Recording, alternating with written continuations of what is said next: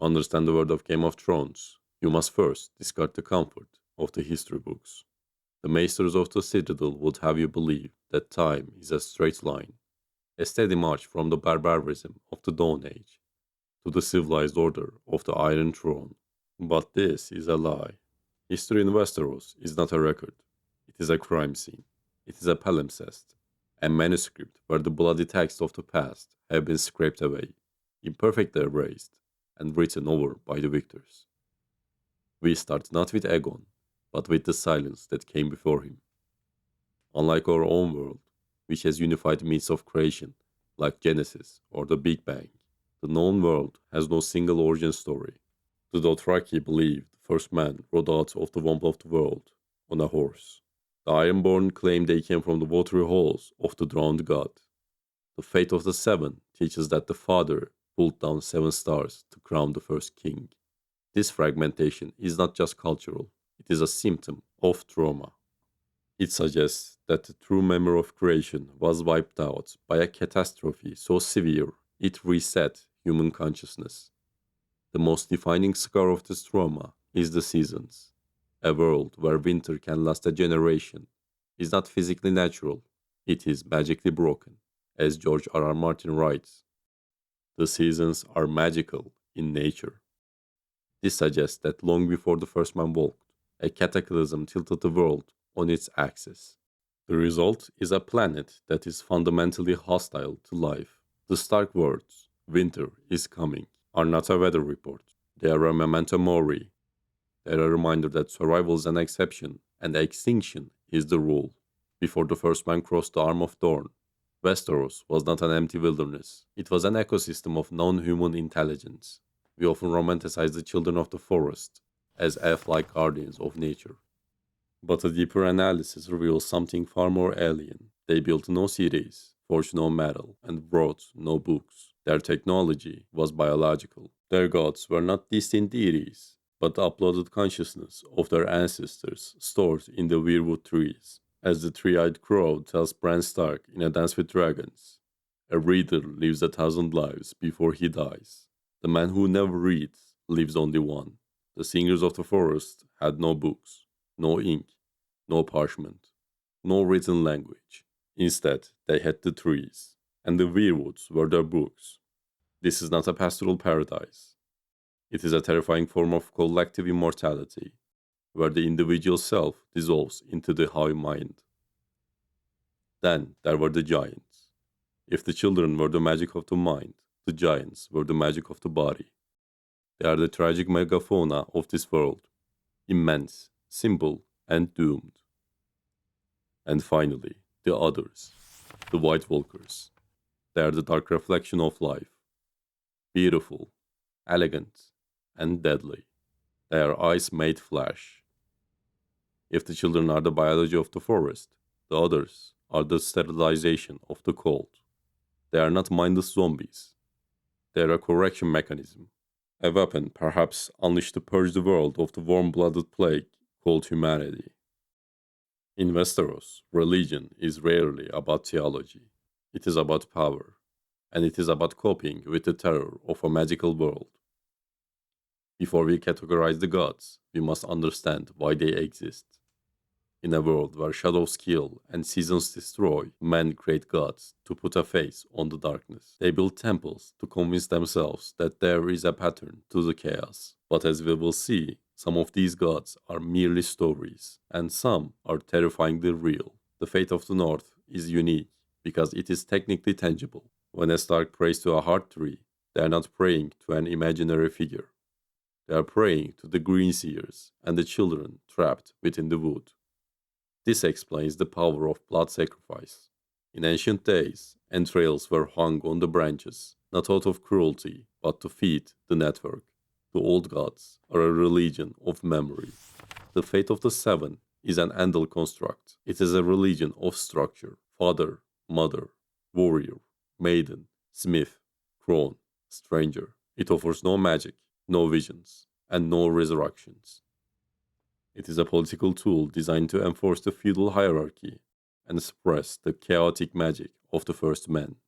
It is the Order of the South, attempting to pave over the wild magic of the North. The Drowned God. On the Iron Islands, we find a religion that echoes Lovecraftian horror.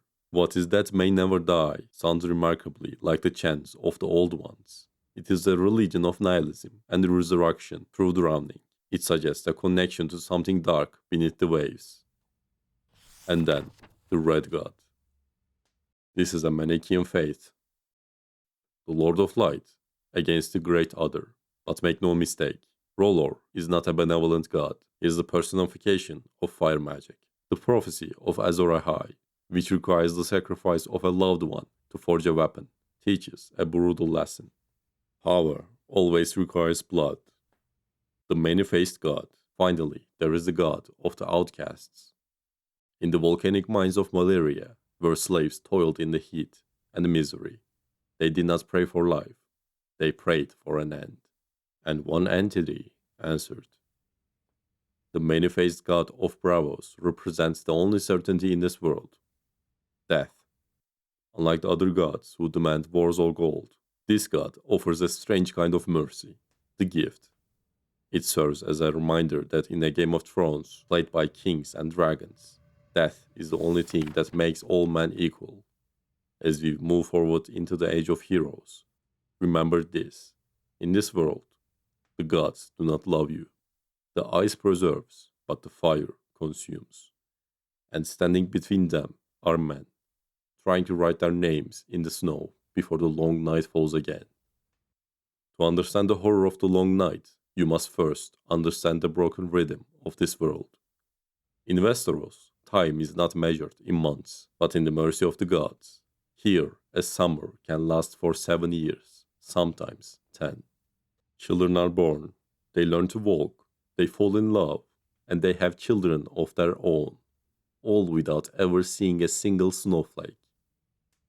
They are called sweet summer children.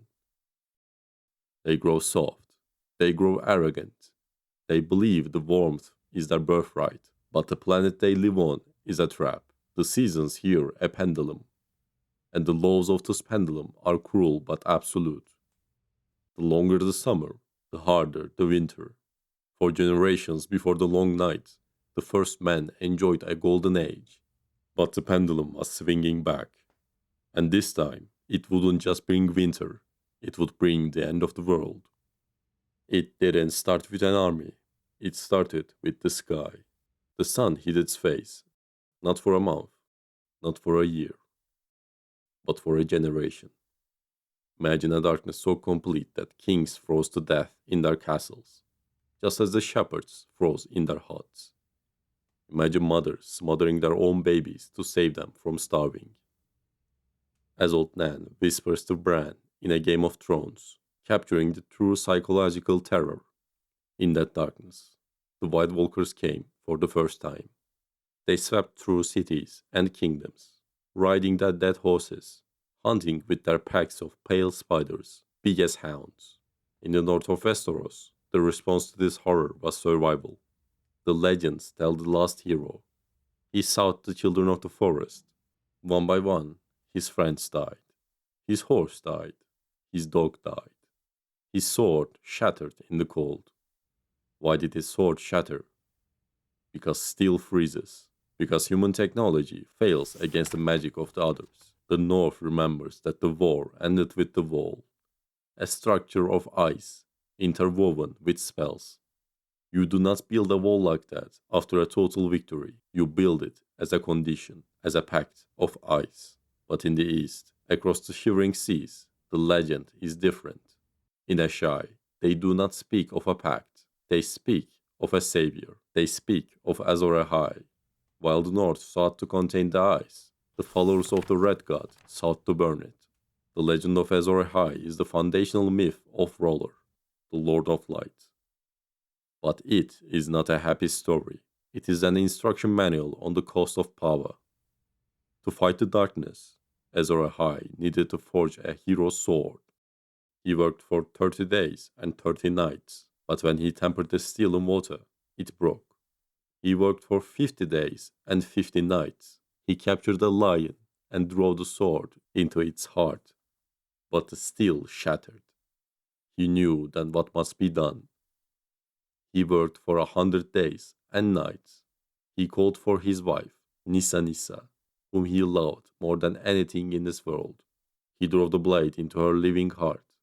Her soul, her strength, and her courage went into the steel. And the Lightbringer, the red sword of heroes, was born. This is the dark heart of the roller religion.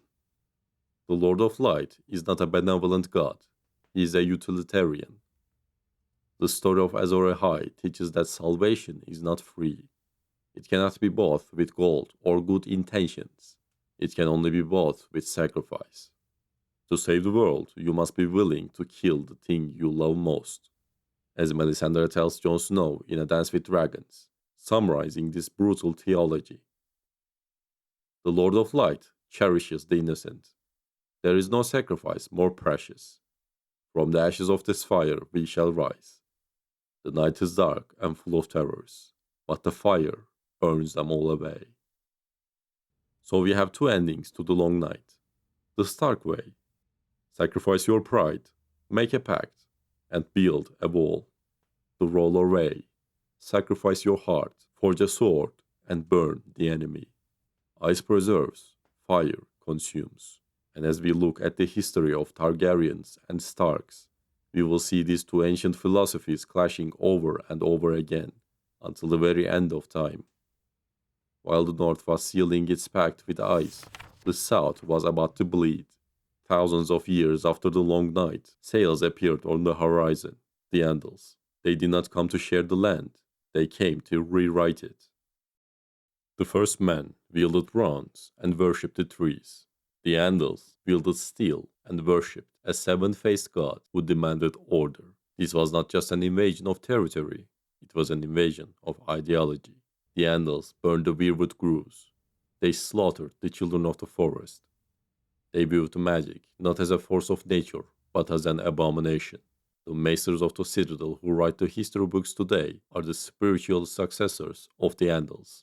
They are men of logic, trying to build a cage for a magical world. But the Andals failed to conquer everything. The kings of winter stopped them at the neck, and so Westeros was fractured. A magical, brooding north, and a political, ambitious south.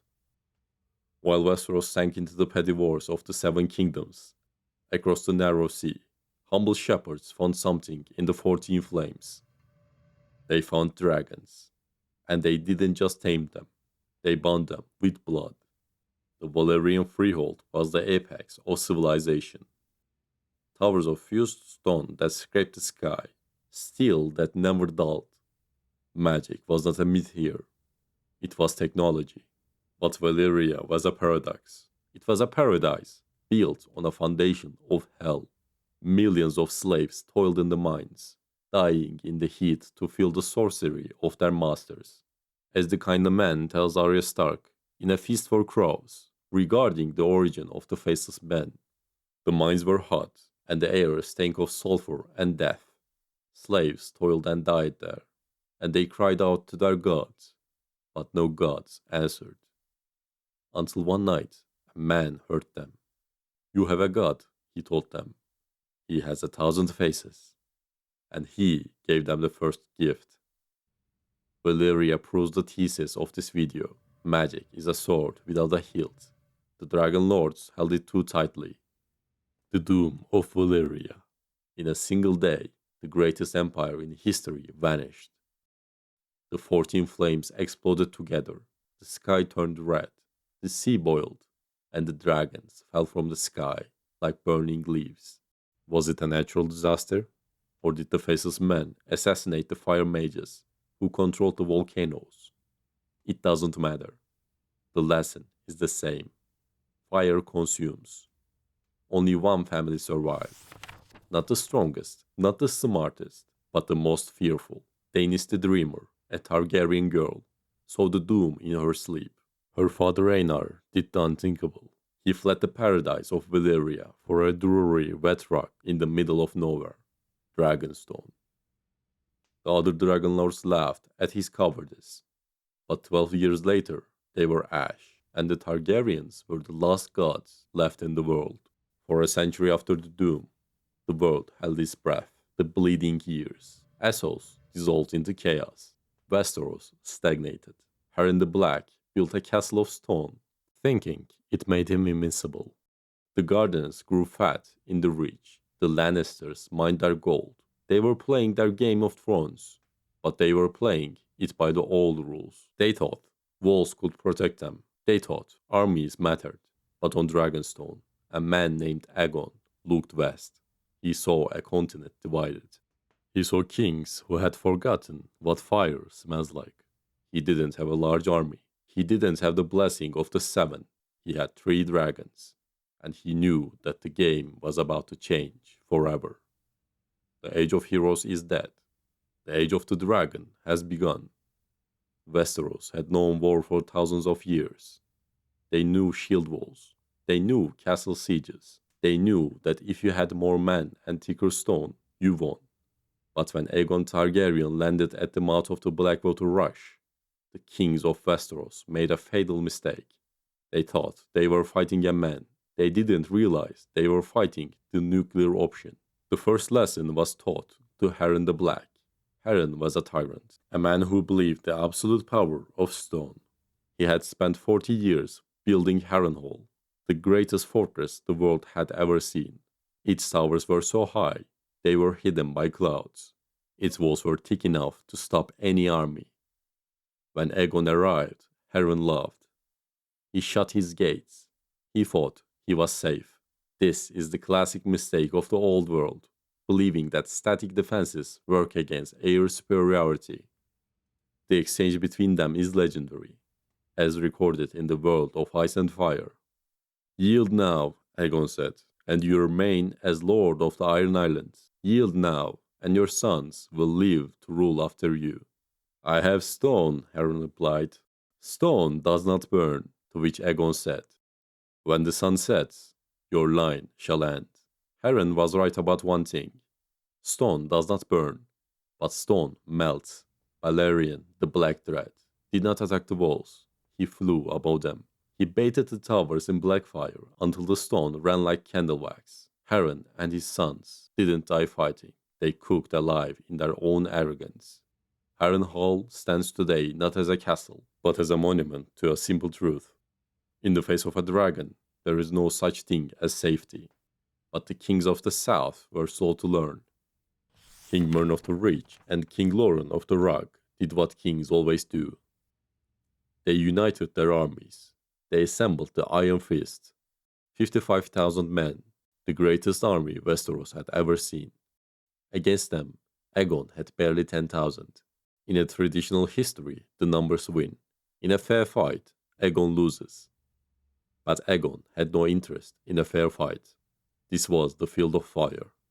It remains the only time in history that all 3 Targaryen dragons, Valyrian, Vhagar, and Meraxes, were unleashed at the same time.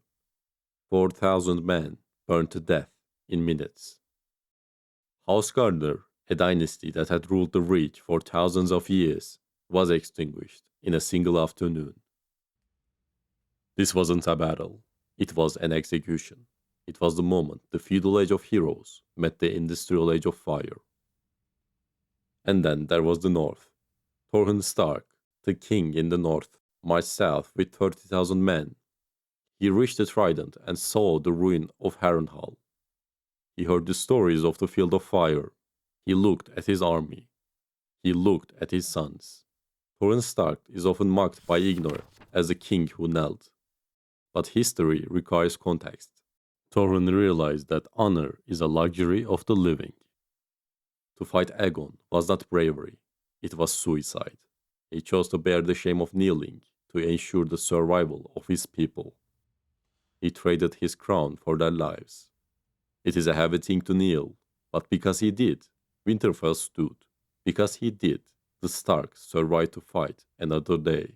Sometimes the bravest act is not to draw your sword, but to lay it down. With the continent on its knees, Aegon did not build a palace of gold. He took the swords of his defeated enemies, the twisted, melted steel of the Field of Fire and Harrenhal, and he forged a chair, the Iron Throne. while Joffrey Baratheon arrogantly treated the Iron Throne as a mere symbol of ultimate power. Stannis Baratheon revealed his true, painful nature to Davos Seaworth in A Storm of Swords. Have you seen the Iron Throne? The barbs along the back, the ribbons of twisted steel, the jagged ends of swords and knives all tangled up and melted? It is not a comfortable seat, sir. A king should never sit easy. Aegon built a chair that killed you if you relaxed. A constant reminder that power is not a right, it is a weapon, and weapons cut. Centuries later, King Robert Baratheon, a man who hated Targaryens with every fiber of his being, would sit in the Red Keep, pouring wine and speaking the truest words ever spoken about the Iron Throne. He looked at Eddard Stark and said, I swear to you, sitting a throne is 1,000 times harder than winning one. Aegon the Conqueror understood this better than anyone. The conquest was glorious. It was fire, wind, and the submission of kings. But the reign was silence. It was shadow, and ultimately, it was grief. We often imagine Aegon as a god emperor, sitting high on his mountain of melted swords, but if we strip away the legends, we see the tragedy. Aegon united a continent, but he could not hold on to the one thing he loved. By 4 AC, Aegon controlled everything, from the Wall to the Red Mountains. But Dorne remained. Aegon thought Dorne would fall like the others. He sent his sister wife, Rhaenys, on her dragon Meraxes to negotiate. But when Rhaenys arrived at Sunspear, she found it empty. No lords, no armies, just an 80-year-old princess, Maria Martell, the Yellow Toad. Their exchange is a masterclass in defiance. It defines the spirit of House Martell perfectly. Rhaenys said, I will not fight you, princess. I will come with fire and blood. To which Maria replied, These are your words. Ours are unbowed, unbent, unbroken. You may burn us, my lady, but you will not bend us, break us, or bow us. This is Dorne. You are not wanted here. Return at your peril. Aegon invaded anyway, and he learned a brutal lesson. Dragons are nuclear weapons. They are designed to destroy armies and melt castles, but they are useless against a shadow. The Dornish didn't fight. They vanished into the red sand. When Aegon captured a castle, he found it empty.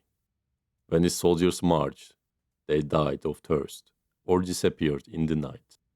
It was an insurgency, a war of attrition that fire could not solve. And then the unthinkable happened. Year 10 AC, Hellhold. Rhaenys Targaryen was the heart of the conquest. Aegon was the stern face. Visenya was the warrior. But Rhaenys, she was the music. She was the one who loved the small folk, who brought singers to court. She was the only person who could make Aegon smile. She was flying low on Meraxes, burning the scorpions, the great iron crossbows, on the castle walls. It was a 1,000,000 to 1 shot, a single iron bolt, fired blindly into the smoke. It didn't hit Rhaenys, it hit Meraxes through the eye. The dragon crashed, the castle walls collapsed, and Rhaenys Targaryen vanished. Did she die in the fall? Was she crushed? Or did she survive, broken and alone in the dungeon of the others? We will never know, but we know what happened next. Aegon stopped being a king. He became a monster. The next 2 years are known in history as Dragon's Wrath. Aegon and Visenya burned every castle, every holdfast, and every town in Dorne at least once. They turned the sands into glass. They placed bounties on the heads of Dornish lords. It wasn't war anymore. It was grief, weaponized. But fire cannot kill an idea. The Dornish lords responded by sending assassins into King's Landing. Aegon was attacked in the streets. He was forced to carry his sword Blackfire everywhere. He stopped trusting his gods. This is the cost of absolute power, absolute isolation. The man who conquered the world was now a prisoner in his own home, haunted by the ghost of the woman he failed to protect. The war only ended in 13 AC. Princess Maria died. Her son, Naimor, wanted peace. He sent his daughter, Daria, to King's Landing. She brought the skull of Meraxes as a gift, and she brought a ladder. This is the greatest mystery of the Targaryen dynasty. A single ladder, sealed with the sun and spear. Aegon was sitting on the Iron Throne, ready to continue the war forever. He took the ladder. He read it. The history books, Fire and Blood, described the moment vividly. Aegon read the ladder. His face went pale. He rose, and his hand gripped the Iron Throne so tightly that the barbs cut his fingers. Blood dripped on the stone floor. He flew to Dragonstone immediately. He spent the night alone. The next morning, he returned and signed the peace treaty. He recognized Dorne's independence. Just like that, the war was over. What was in the letter? Some say it was a spell. Some say Naimor threatened to hire the faceless men to kill Aegon's son, Aenys. But the darkest theory, the one that fits the human heart in conflict with itself, is that Rhaenys had survived, that she had been kept alive in Thor's dungeons, broken and in pain, for 3 years, that the letter said, "End the war, and we will grant her the mercy of death." Aegon the Conqueror didn't sign the peace because he was beaten. He signed it because he was blackmailed by his own heart. Aegon lived for another 24 years, but he was never the same. He became the Dragonmount, tall, silent and imposing. He spent his days gazing at the painted table, looking at the map of a world he ruled but could not enjoy. He died telling stories to his grandchildren, a quiet death for a man of war, but as we leave the era of the Conqueror, we must remember the lesson he left us, a lesson written in the blood dripping from his hand on the throne room floor. You can conquer a kingdom with a dragon, you can melt stone castles, you can force a man to kneel, but you cannot burn grief, and you cannot conquer the silence of an empty room. The throne is not a prize, it is a prison. King Jaehaerys II once told Barristan Selmy, "Madness and greatness are two sides of the same coin. Every time a new Targaryen is born, the gods toss the coin in the air, and the world holds its breath to see how it will land." But in the generation after the Conqueror, the gods didn't just toss the coin. They split it in half. They gave Westeros one king who was all heart, and another who was all stone, and the realm bled for both of them. Aenys Targaryen was a good man.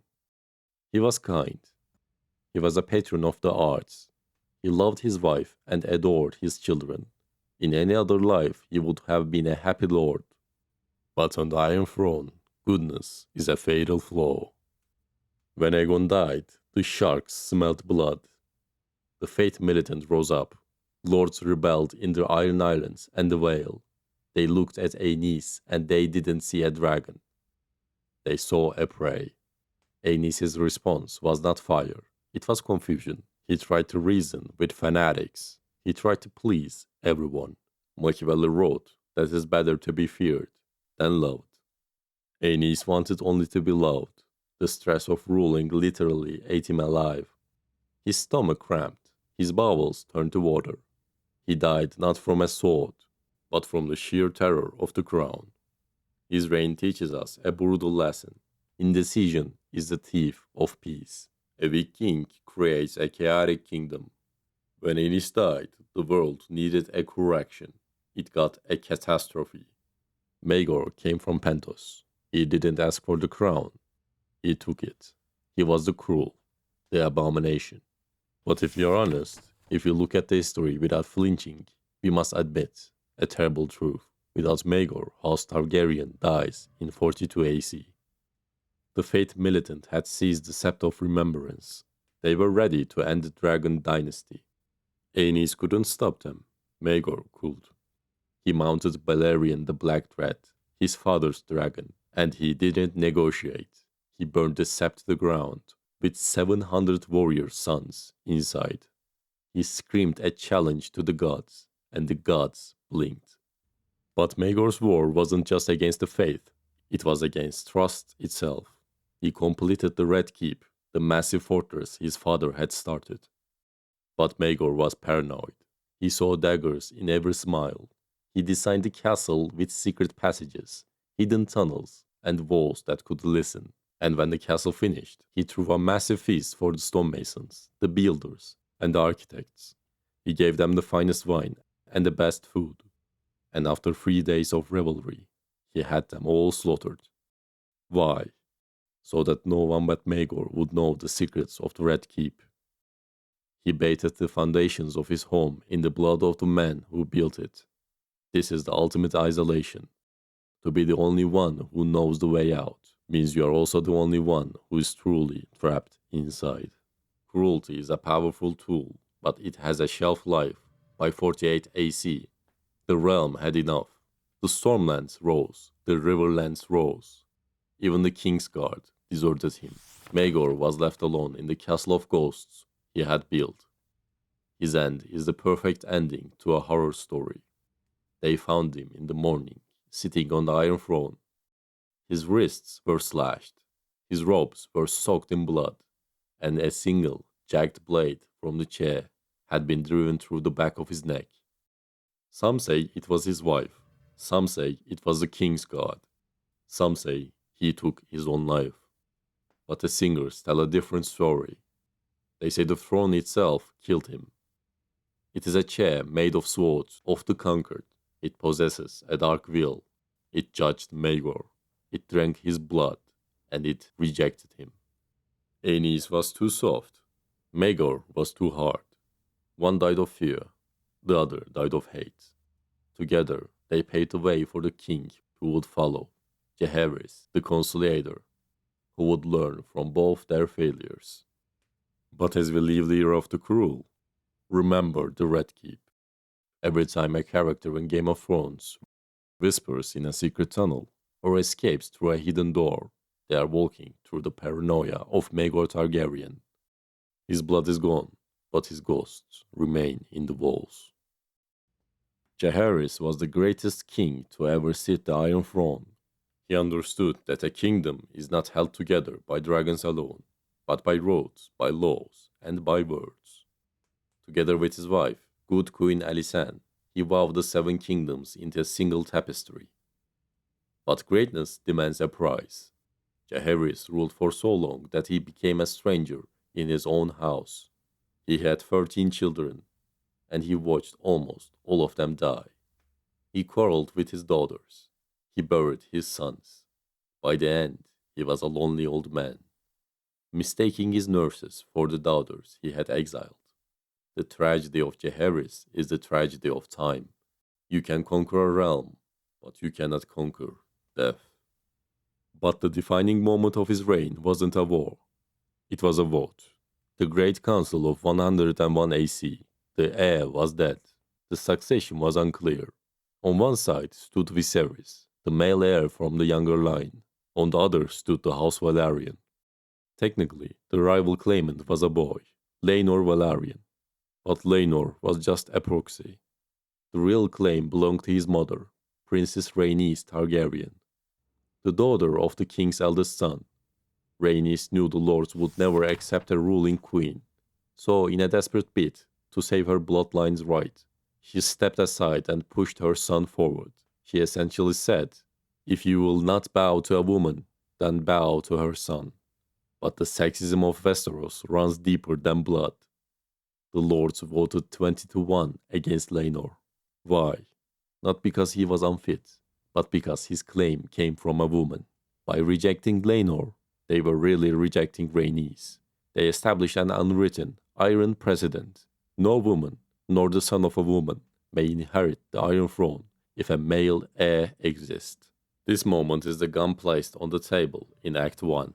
Rhaenys became the queen who never was. She was the warning.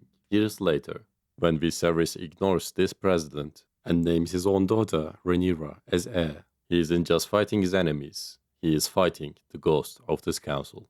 And so Viserys I ascended the throne. Viserys was not a bad man. He was generous, jovial, and he loved peace.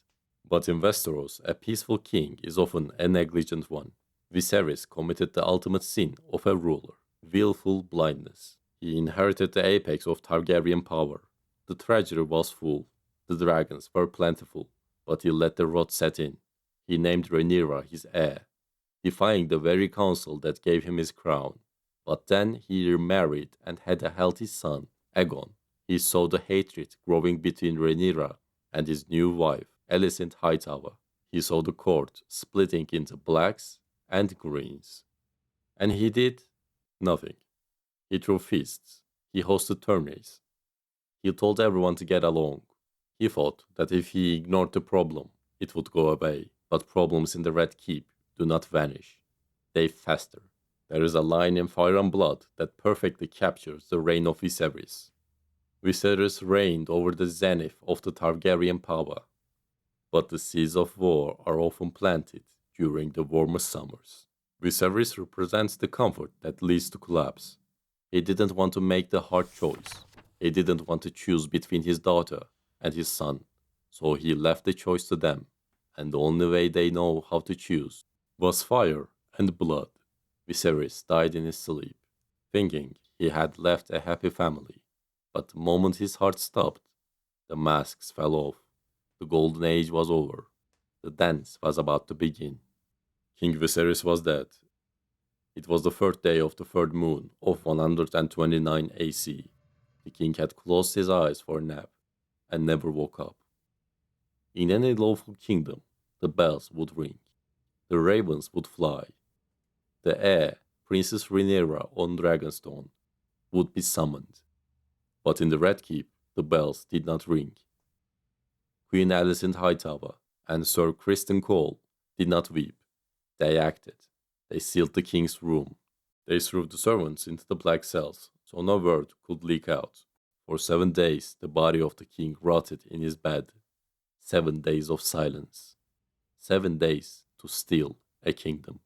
While the king's body bloated, the small council met in the dead of night. This meeting is known as the Green Council. Otto Hightower, the hand of the king, laid out the plan. Rhaenyra must be disinherited. Aegon must be crowned. But there was one man of honor in the room. Lord Lyman Beesbury, the master of coin, a man of 80 years. He stood up and shouted, "I am an old man, but not so old that I will sit here and listen to you plot to steal the crown. I will have no part in this treason." Sir Criston Cole, the Lord Commander of the King's Guard, did not argue. He walked behind Lord Beesbury and smashed his head onto the table.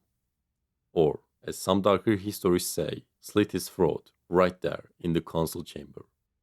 Lord Beesbury was the first casualty of the Dance of the Dragons, and with his blood on the table, the coup was sealed. News travels slowly, but bad news has wings. When the word finally reached Dragonstone, Rhaenyra Targaryen was pregnant. The rage and the grief were so intense that they induced early labor. It was a labor of 3 days, a labor of agony. She cursed her stepmother. She cursed her half-brothers. She gave birth to a stillborn daughter, Visenya, as Fire and Blood describes the horror. She was a monster, twisted and malformed, with a hole in her chest where her heart should have been. Rhaenyra did not mourn like a normal mother. She wrapped her dead daughter in linen and burned her on a pyre. During the funeral, her husband, Prince Daemon, placed his own crown on her head. Her face was a mask of stone. She wasn't just losing a father and daughter. She was losing her soul. The war hadn't started on the battlefield yet. It started in the birthing bed. Rhaenyra tried diplomacy first. She sent her sons as messengers, not warriors. Prince Lucerys Velaryon, her second-born, was 14. He flew to Storm's End on his dragon, Arax. He thought he would be safe. He was a guest. But when he landed in the courtyard, he saw something that stopped his heart. The monstrous, leathery bulk of Vhagar. Inside the round hall, Prince Aemond Targaryen, Aemond One Eye, was waiting. He hated Lucerys. Years ago, Lucerys had taken his eye with a knife. Aemond wanted a debt paid. He drew his sword and said, "You have a knife, my lord? No? Then put out your eye and give it to me. One will serve. I will not blind you." I only want your eye. Lucerys refused to fight. Lord Barros Baratheon forbade bloodshed in his hall, so Lucerys ran to his dragon, but outside, the storm was raging. Arax was young and fast, but the wind beat him down. Vhagar was the size of a mountain. Above Shipbreaker Bay, the two dragons danced. Arax panicked. He breathed fire into Vhagar's face. That was a mistake. Vhagar didn't need a rider's command anymore. She was an old warhorse, and she was angry. With one bite, Vhagar snapped Arax's neck like a twig. Dragon and boy fell into the black water. Lucerys Velaryon was dead. The time for diplomacy was over. When Daemon Targaryen heard the news, he did not weep. He went to the table and wrote a letter to King's Landing. It contained only a promise: an eye for an eye, a son for a son. Daemon had connections in the city's underbelly. He hired two men: Blood, a disgraced gold cloak who had been beaten out of the city watch, and Cheese, a rat catcher who knew every secret tunnel Maegor had built. They didn't go for the king. They didn't go for Aemond. They crept into the Tower of the Hand. They bound the Queen Dowager, Alicent, and they waited. When Queen Helena entered with her 3 children, Jaehaerys, Jaehaera, and Maelor, the trap sprang. Blood and Cheese were not soldiers. They were butchers. They demanded Helena choose. Which one? Cheese asked. We want the heir, but we are not picky. Pick one, or we kill them all. Helena, weeping, fell to her knees. She begged them to kill her instead, but they refused. A wife is not a son, Blood said. Broken, sobbing, she named her youngest, Maelor. He was just a toddler, she thought. He was too young to understand what was happening. She leaned in and whispered to the little boy, You heard that, little boy? Your mama wants you dead. And then Blood swung his sword, but not at Maelor. He struck the head of Prince Jaehaerys, the 6-year-old heir. They fled into the night with the boy's head. They left Helena alive in body, but dead in spirit. She would never recover. She would spend the rest of her days in madness, staring out the window, unable to look at the son she had sentenced to die. The war had barely begun, and already honor was a corpse rotting in the gutter. The murders of Lucerys and Jaehaerys were the spark. Now came the fire. The Dance of Dragons was not a war of armies. It was a war of monsters. And the first true clash of these titans happened at a small, insignificant castle called Rook's Rest. Sir Criston Cole, the Kingmaker, was smart. He knew he couldn't beat the Black dragons one-on-one, so he set a trap. He marched his army to Rook's Rest and waited for a dragon to appear. The Blacks sent Princess Rhaenys. He wrote Meleys, the Red Queen, one of the fastest and the fiercest dragons in the world. Rhaenys thought she was burning a simple army, but as he descended, the trap sprang. From the woods, 2 shapes rose: Golden Sunfire, ridden by King Aegon II, and the monstrous Vhagar, ridden by Aemond One-Eye. It was 2 against 1. Rhaenys knew she was doomed. She could have fled. Meleys was faster than them both. But Rhaenys Targaryen did not flee. As Fire and Blood tells us, Princess Rhaenys made no attempt to flee. With a glad cry and a crack of her whip, she turned Meleys toward the foe. She attacked. Meleys slammed into Sunfire. Her jaws closed around the golden dragon's neck. She was tearing the king's dragon apart. Then Vhagar fell from the sky. All 3 dragons crashed to the earth in a tangle of scales and fire. The impact was so hard, it cracked the stone walls of the castle a league away. Only Vhagar rose unharmed. Sunfire was broken, his wing half torn, the king crushed beneath him, and Rhaenys, the queen who never was found beside the carcass of her dragon. She died as she lived, fearless, but her death left Rhaenyra without her wisest counselor. While the land burned, the sea turned to blood. The Greens were losing on land, so Otto Hightower reached across the narrow sea to the Triarchy, the ancient enemies of Daemon Targaryen. He promised them gold and land if they could break the Valyrian blockade of the Gullet. They sent 90 warships, a forest of masts and oars. bearing down on the fleet of the sea snake. But the Valyrians weren't alone. They had dragons. They had Jacaerys Velaryon, Rhaenyra's eldest son and heir, flying on Vermax. The battle began in the pre-dawn mist. The Triarchy fleet stumbled upon the cogs carrying Rhaenyra's youngest sons, Aegon and Viserys, to safety in Pentos. Little Aegon managed to escape on his young dragon, Stormcloud, clutching the beast's neck as it took dozens of arrows. The dragon lived just long enough to land on Dragonstone before its heart burst from the effort. But his brother, Viserys, was captured. When Jacaerys heard his brothers were under attack, he didn't wait for a fleet. He flew straight into the heart of the Triarchy's fire. Jacaerys was joined by 4 other Dragonseed riders: Silverwing, Shipstealer, Seasmoke, and Vermithor. 5 dragons against 90 ships. On paper, it should have been a slaughter. The dragons turned the sea into a boiling cauldron, melting the pitch in the hulls of the Triarchy's galleys. But the Triarchy had spent decades fighting Daemon Targaryen. They knew how to kill a dragon. They didn't aim for the scales. They aimed for the eyes and the riders with massive scorpions and thousands of arrows. Vermax was flying too low. Perhaps Jacaerys wanted to see the faces of the men he was burning. A grapple or a bolt caught Vermax. The dragon spun, its wing clipped, and slammed into a burning galley. Jacaerys leaped from the saddle before the dragon sank. He was a strong swimmer, a true Velaryon. He pulled himself onto a piece of floating wreckage, but the water was full of Myrish crossbowmen. They saw the silver hair. They saw the prince. They didn't take him prisoner. They turned him into a pincushion. Jacaerys Velaryon, the hope of the Blacks, the boy who had negotiated the Pact of Ice and Fire, died in the salt water, riddled with bolts. The Blacks won the battle. Only 28 of the 90 Triarchy ships escaped, but the cost was catastrophic. Rhaenyra had lost her eldest son and heir. Spicetown and Driftmark was sacked and burned. Its wealth lost forever. The great Valyrian fleet was decimated. The Battle of the Gullet proved a terrifying truth. Dragons are not invincible. Even a god can be brought down by enough men with enough hate and a well-aimed bolt. As the survivors pulled the charred wood and broken bodies from the gullet, the war shifted.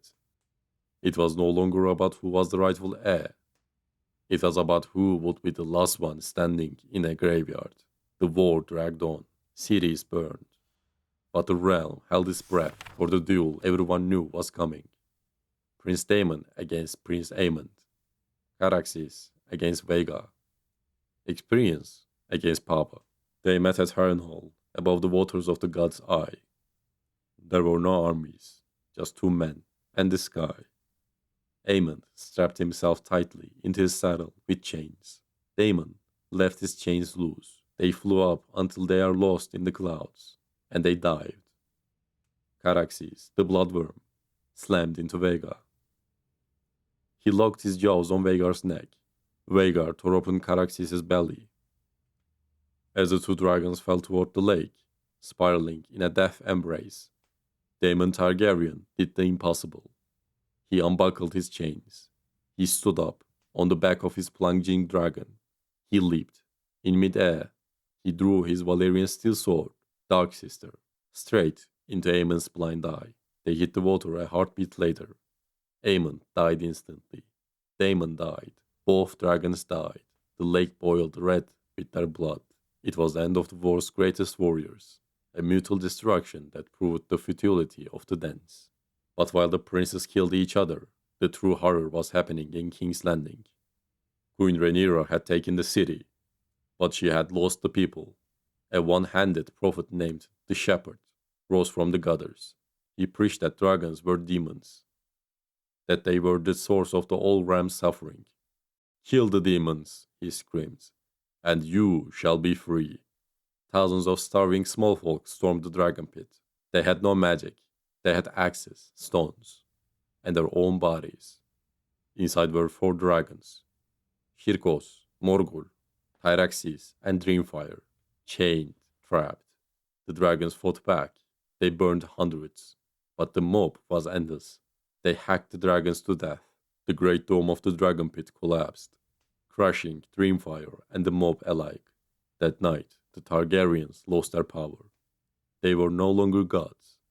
They were just men with silver hair, hiding in a castle while their legacy burned. Rhaenyra fled the city. She sold her crown to buy passage to Dragonstone. She thought she would be safe. It was her home. But when she arrived, she found the garrison dead, and in the courtyard stood a golden beast, Sunfire. The king's dragon was dying. His wing was twisted, his body weeping pus, blinded in one eye. But he was still there, and waiting with him was Aegon II, shattered, burned, legless, but alive. The dialogue was brief. "Dear sister," Aegon said, "I hoped you would come." He didn't offer her a cell. He offered her to his dragon.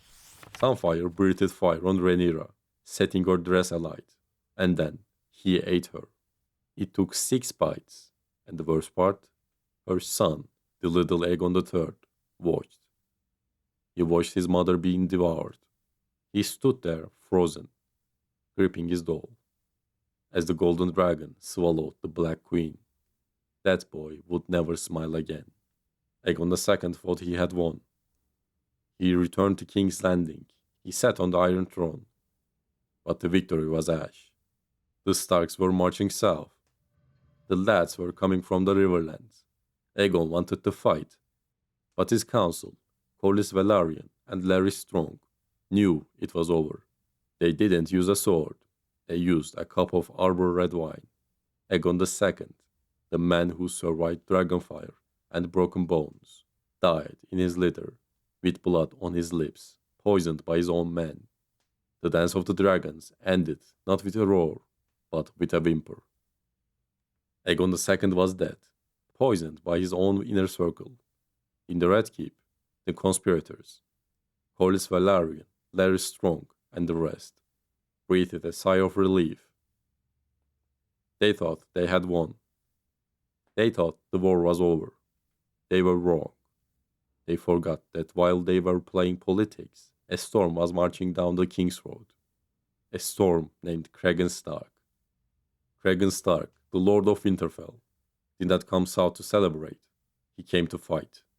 He had marched thousands of miles with his winter wolves, old men and younger sons who had come south to die, so their families back home wouldn't have to feed them during the winter. When he arrived, he found no enemy to kill, only a poisoned king and city of liars. To him, the poisoning of Aegon II was not a victory, it was regicide. He looked at the men who killed Aegon, men who were technically on his own side, and he didn't offer them medals, he offered them chains. As recorded in Fire and Blood, when he took control of the Red Keep, his words chilled the bone. Aegon was an oathbreaker, a kinslayer, and a usurper, yet still a king. When he would not heed your counsels, you removed him, as a craven would, dishonorably, with poison. And now you shall answer for it. For 6 days, Cregan Stark ruled as Hand of the King. Historians call this the Hour of the Wolf. It was the only time in history that King's Landing saw true, brutal justice. No bribes, no whispers, only the axe. Cregan arrested 22 men, including the Sea Snake, Corlys Velaryon. Corlys was the most powerful man in Westeros and the grandfather of the new king. Cregan didn't care. To him, Corlys was a traitor, who had turned his cloak twice, first betraying Rhaenyra, then betraying Aegon. Corlys was destined for the block, saved only by a force stronger than northern steel, Black Alley Blackwood. She was fierce, sharp-tongued, and she had caught the wolf's eye. She bargained with Cregan, her hand in marriage in exchange for Corlys's life. Cregan, a man who respected strength above all else, agreed. The Sea Snake was spared, but the others would not be so lucky. The true climax of the Hour of the Wolf was the trial of Larry Strong, the Clubfoot, the master of whisperers who had played both sides against each other for years. When Cregan offered the condemned man a choice, the wall or the sword, most chose to live. But Larry Strong looked at Cregan Stark and smiled. The wall Larry said softly. It is cold up there, my lord, and I have never dealt well with the cold. No, I think I shall take the sword. He asked for only one favor, that when he was dead, Cragen would cut off his clubfoot with the same sword that took his head, so that in all the hells that await me, I might finally run. Cragen granted the wish. He beheaded Larry Strong himself with his great sword, Ice. The clubfoot died as he lived, enigmatic, creepy, and utterly in control until the very end. With the heads of the traitors on spikes, Cragen's work was done. He had cleaned the rot from the city and established that the reign of Aegon III would begin with justice, not murder. He didn't ask for a reward. He resigned as Hand. The very next day, he took Black Alley as his wife, gathered his army, and marched back to the north. He left the Southerners to their iron chairs and their intrigues. He knew the truth they had forgotten. The only thing that matters is winter. The hour of the wolf was over, and the reign of the broken king was about to begin. The war was over, but for the boy sitting on the Iron Throne, the battle never ended. Aegon III ascended the throne at age 11. He is one of the most tragic figures in the history of the world. He had seen his brothers murdered, and he had stood frozen in the courtyard of Dragonstone as a dragon devoured his mother in 6 bites. He did not come to the throne with a song in his heart. He came as a ghost. They called him the Broken King. He dressed in black velvet, spoke in whispers, and hated to be touched. He was a king who ruled from the shadows of his own mind. Because Aegon was a child, the realm fell into the hands of the regents. This period was a feast of vultures. Lords who had survived the dance now fought over the scraps of power. Men like Anwen Pig, a man of bottomless ambition and cold cruelty, tried to replace the king's family with his own. They treated the young king like a prisoner. They isolated him. They even tried to separate him from his only friend, the common-born boy, Gaiman Palehair. But they underestimated the quiet steel of a Stark. As we discussed, Cragen Stark had set the stage for justice, and even after he left, the shadow of the North remained. Aegon III might have been broken, but he was a Targaryen, and he began to learn that a king's silence can be a weapon more terrifying than a dragon's roar. For years, Aegon believed he was the last of his line. He lived in a world of absolute solitude. But in 134 AC, the impossible happened. His younger brother, Viserys, who had been lost at sea and presumed dead for years, was found in the city of Lys. He had been hidden away by a wealthy merchant family, the Rogares. When Viserys was brought back to the King's Landing, the king did something no one had seen him do since the war began. He ran to the docks, he embraced his brother, and he wept. This is the turning point of his reign. Viserys became his brother's hand, his only confidant, and his light in the dark. Together, the two brothers began to stitch the wounded realm back together. We must talk about why they call him the Dragonbane. Aegon III lived in a world where the skies were becoming empty.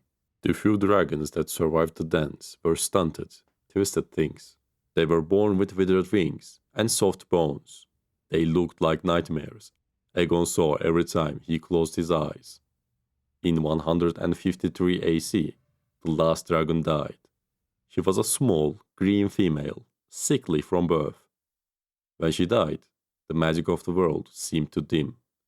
The maesters say the dragons simply lost the will to live in a world of stone. But the rumors in the streets of Flea Bottom were darker. They said the king poisoned her. They said he couldn't stand the smell of dragon fire or the sound of leather wings. They said he killed the source of his family's power because it was the source of his greatest trauma. Whether he did it or not, the result was the same. The age of magic was over. The Targaryens were now just men. Aegon III ruled for 26 years.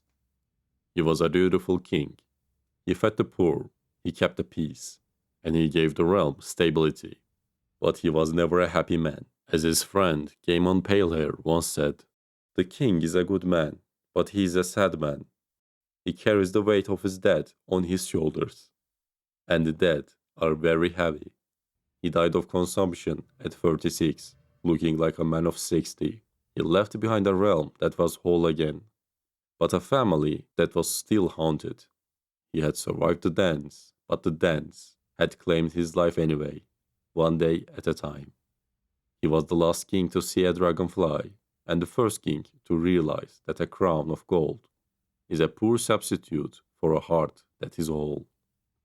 After the silence of Aegon the Dragonbane, the Targaryen coin was tossed again. It produced two kings who couldn't have been more different, yet both were driven by a dangerous kind of fanaticism. We begin with the boy who wanted to be a god of war, Daeron I. When Aegon III died, he left the throne to his 14-year-old son, Daeron I. The realm looked at his boy and saw a child. The lords expected another quiet reign. They were wrong. Daeron was the antithesis of his father. Where Aegon was shadow, Daeron was fire. He didn't want to mourn the dragons. He wanted to be one. He looked at the map of Westeros and saw a wound that never healed, Dorne. The Dornish had humiliated the conqueror. They had killed Rhaenys. They were the only kingdom to remain independent. Daeron's advisors told him that Dorne could not be conquered without dragons. Daeron famously replied, "My ancestors flew, I shall walk. The conquest must be completed." In 157 AC, the young dragon invaded. He wasn't just a dreamer, he was a military genius. He divided his forces.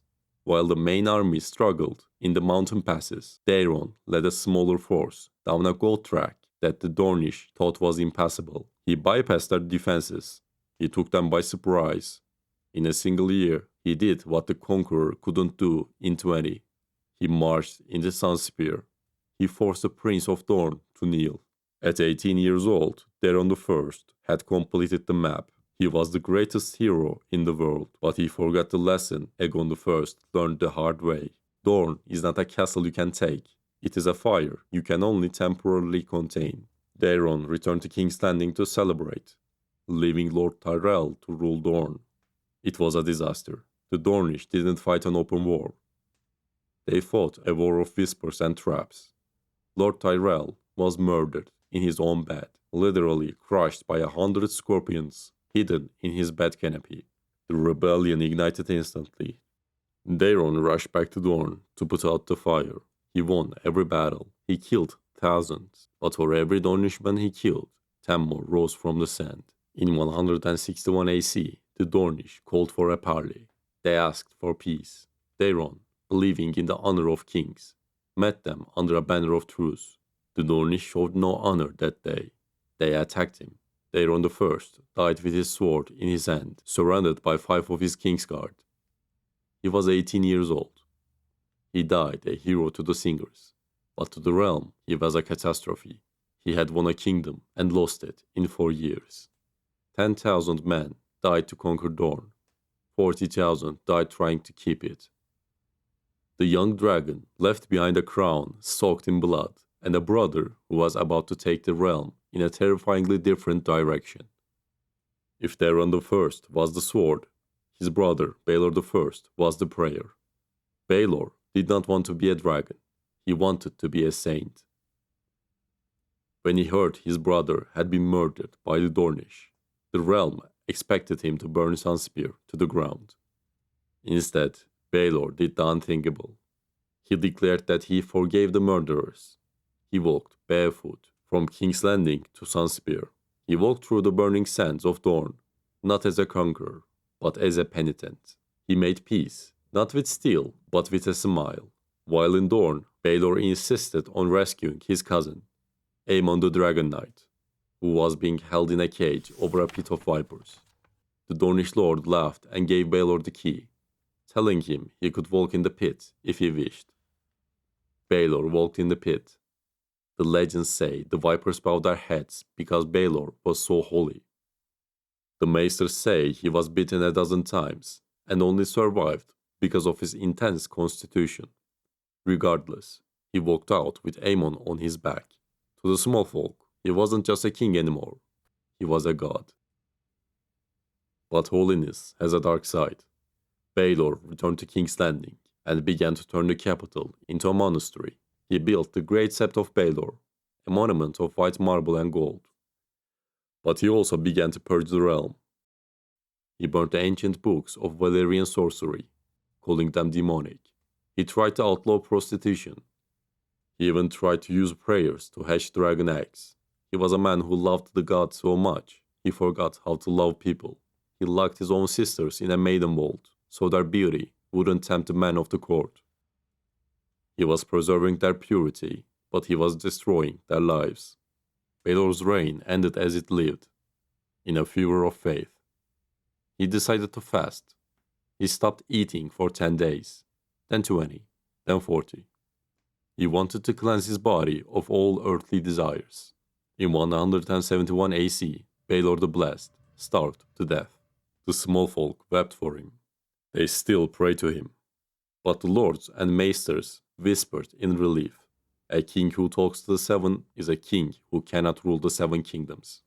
Baelor left behind a realm that was at peace, but a dynasty that was losing its grip on reality. The sword was broken. The prayer was finished. Now, the Targaryen coin was about to land on its most rotten side yet. Aegon the Unworthy was coming. Viserys II is the unsung hero of the Targaryen dynasty. He had spent his entire life in the shadow of giants. He was the brother of the Dragonbane, the uncle of the Conqueror of Dorne, and the hand of the king of the Holy King. For decades, he was the one who actually ruled. He kept the treasury full, the lords in line, and the laws functioning while his nephews were off chasing glory or gods. In 171 AC, after Baelor starved himself to death, Viserys finally ascended the throne. He was the most prepared man to ever wear the crown. He was wise, experienced, and strong. He issued new codes of law and sought to modernize the trade of the seven kingdoms. He could have been another Jaehaerys. He could have saved the dynasty, but he only reigned for 1 year. He died suddenly in 172 AC. The maesters called it a sudden illness, but the shadow of suspicion has never left his son, Aegon. Many believe that the most capable king in a century was poisoned by his own flesh and blood, a son who was too greedy to wait for a natural death. If the Targaryen dynasty was a body, Aegon IV was the rot. History remembers him as the Aegon the Unworthy.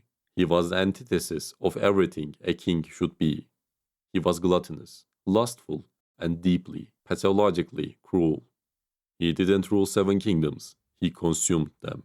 Aegon IV didn't care about the north, or the wall, or the small folk. He cared about his own pleasure. He is said to have 9 mistresses and fathered countless bastards across the realm. He gave away the crown's wealth to flatterers and sycophants, but his greatest cruelty was reserved for his own family. He hated his wife, Nerys, and he hated his heir, Daeron. He spent his reign trying to humiliate them, even whispering that Daeron was not his son, but a bastard born of an affair between the queen and the Dragon Knight. It was a lie designed to tear the realm apart, and it worked. Aegon IV's legacy was not a law or a castle. It was a generation of dangerous children. Among his many bastards, 4 stood above the rest. Born of highborn mothers, they were known as the Great Bastards. Daemon Waters, a youth of superhuman beauty and strength. Aegon loved him because he was a warrior. He gave him the ancestral Valyrian steel sword, Blackfire. In doing so, he gave a bastard the symbol of kingship. Aegon Rivers, the bitter steel, cold, angry, and a hater of all things pure. He was the fire that kept the rebellions burning. Brynden Rivers, Bloodraven, an albino with a red birthmark on his cheek. A sorcerer, a master of whispers. A sentinel watching every corner of the realm, whose roots stretch in the shadows of the past and the future. Shiera Seastar, the most beautiful woman in the world, a practitioner of the dark arts, and the flame that Bitter Steel and Bloodraven fought over for a lifetime. By 184 AC, Aegon's excesses had caught up with him. He was so morbidly obese he could no longer walk. His body began to rot while he was still alive. The maesters said he was a nest of worms. But even as he lay dying in his own filth, he had one final act of malice left in him. With his last breath, Aegon IV issued a royal decree. He legitimized every one of his bastards. He didn't do it out of love for his children. He did it to spite his heir, Daeron. He threw a lit torch into a room full of wildfire and closed the door. He died, leaving the realm a choice. Follow the true King Daeron, or the warrior King Daemon Blackfyre. Aegon the Unworthy was gone, but his poison would flow through the veins of Westeros for 5 generations. The Dance of the Dragons was over, but the Blackfyre rebellions were about to begin. After the Wrath of the Unworthy, the throne passed to Daeron II. He was a man of books, culture, and peace. He finally brought Dorne into the realm through marriage, not war. To the maesters, he was Daeron the Good. But to the knights and the warriors of the realm, Daeron was too soft. He surrounded himself with scholars and Dornishmen. They looked instead at his half-brother, Daemon Blackfyre. Daemon was everything a king was supposed to be. He was tall, muscular, and moved with a grace that made men weep. He possessed the sword of the conqueror, and he bore the name of the sword itself. For 12 years, the tension simmered. The realm whispered, the king who bore the sword should be the king who wears the crown. The realm's tragic preference for the warrior's image over the scholar's mind was best voiced years later by an old rebel, Sir Eustace Osgrey, when questioned by a hidden Targaryen prince in the Sworn Sword. King Daeron was a good man. Why would you choose Daemon? Daeron was spindly and round of shoulder, with a little belly that wobbled when he walked. Daemon stood straight and proud, and his stomach was flat and hard as an oaken shield, and he could fight. The war ignited in 196 AC. Daemon Blackfyre was urged on by bitter steel, his fierce half-brother, who hated the Dornish influence at court. Against them stood Bloodraven, the king's sorcerer and master of whispers. This was a war of brothers. It wasn't just a battle for territory. It was a battle for the soul of the dynasty. The conflict culminated in one of the bloodiest days in the history of the Seven Kingdoms, the Red Grass Field. The armies met outside King's Landing. On one side, the Red Dragon of Daeron. On the other, the Black Dragon of Daemon. The battle turned into a legendary duel. Daemon Blackfyre met Gwaine Corbray of the King's Guard. It was the greatest display of swordsmanship in history. For nearly an hour, the Valyrian steel swords Blackfyre and Lady Forlorn sang against each other. The sound was like a hammer on an anvil. Daemon won. He struck Gwaine down, but in a moment of tragic chivalry, he dismounted to ensure his fallen enemy was taken to the maesters. It was a moment of nobility that cost him his life. While Daemon was preoccupied with honor, Bloodraven was preoccupied with victory. Bloodraven and his company of longbowmen, the Raven's Teeth, had taken a high ridge overlooking the field. He didn't care about the laws of chivalry. He didn't care about the fairness of a duel. Bloodraven saw his half-brother, Daemon, standing over the wounded Gwaine. He didn't hesitate. He ordered his men to rain arrows down. Daemon Blackfyre was struck by 7 arrows. He died in the mud, surrounded by his twin sons, who were also cut down in the hail. As the Blackfyre supporters fled, Bittersteel led a desperate countercharge. He met Bloodraven in single combat and ripped out his eye.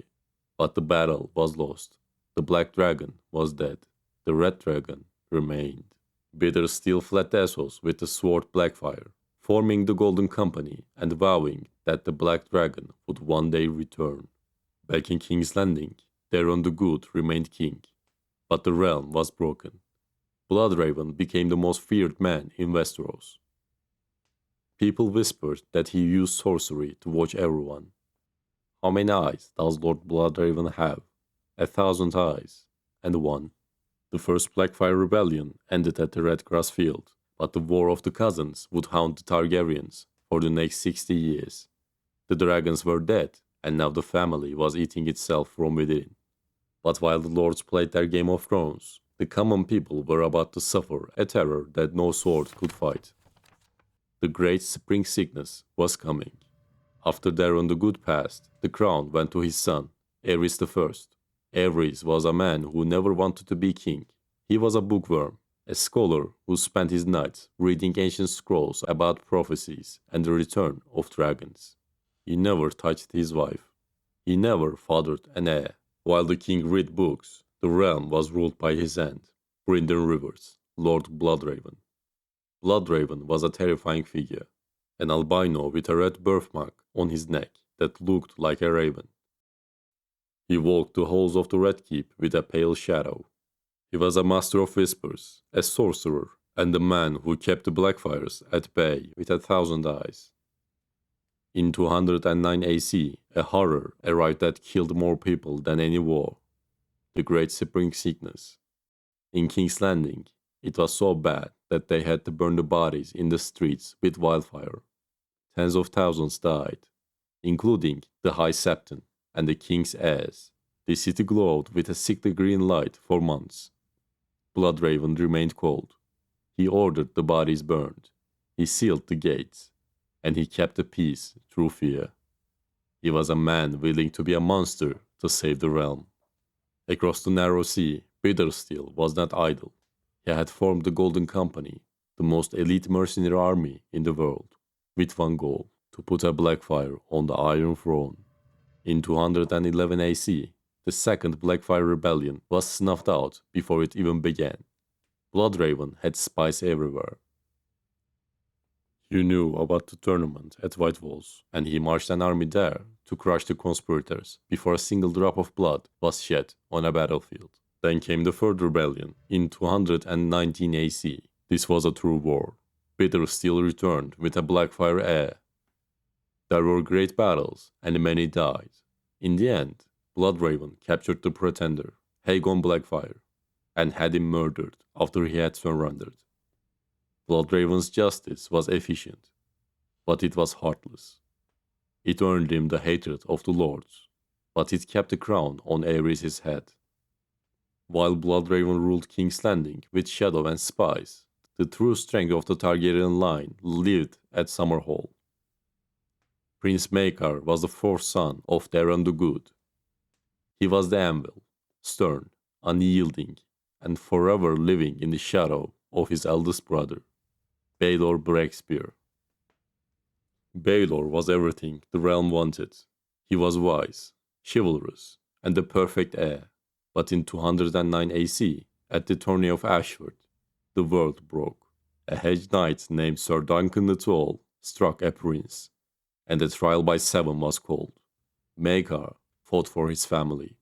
Baelor fought for the knight. In the chaos of the melee, Maekar's mace found its mark. He struck his brother Baelor on the head. When the fighting stopped, Baelor walked away, seemingly unharmed. But when he removed his helmet, part of his skull came away with it. He died in Sir Duncan's arms. Maekar spent the rest of his life with the blood of the perfect prince on his hands. He didn't just kill a man, he killed the future of the dynasty. When Aerys I died without an heir, the crown finally fell to Maekar. He was a man who hated court politics and loathed Bloodraven's sorcery. He was a soldier. He spent his reign trying to prove he was worthy of the throne that should have been Baelor's. But the shadow of Ashford Meadow never truly left him. The accidental blow that killed his brother haunted his every waking moment, a burden he was confessed to the very night Baelor died to save. Some men will say I meant to kill my brother. The gods know it is a lie, but I will hear the whispers till the day I die, and it was my mace that dealt the fatal blow, I have no doubt. The only other foes he faced in the melee were 3 Kingsguard, whose vows forbade them to do any more than defend themselves. So it was me. Strange to say, I do not recall the blow that broke his skull. Is that a mercy or a curse? Some of both, I think. I could not say, Your Grace. You swung the mace, my lord. But it was for me Prince Baelor died, so I killed him too, as much as you. He was just a king, but a cold one. He was hard on his sons, and that hardness led to more tragedy. His eldest son, Daeron, became a drunkard plagued by prophetic dreams. His second son, Aegon Brightflame, was a monster, a man who thought he was a dragon in human skin. Aegon tried to become a dragon by drinking wildfire, but it just turned him into ashes. Maeka watched his house crumble from within, even as he kept the realm safe from without. Maeka's end was as brutal as his life. In 233 AC, during a rebellion in the Reach, the king led the assault on the castle of Starpike. He didn't lead from the rear, he was at the front of the gates. As the Targaryen soldiers charged, a massive stone was hurled from the battlements. It didn't strike his shield, it crushed him.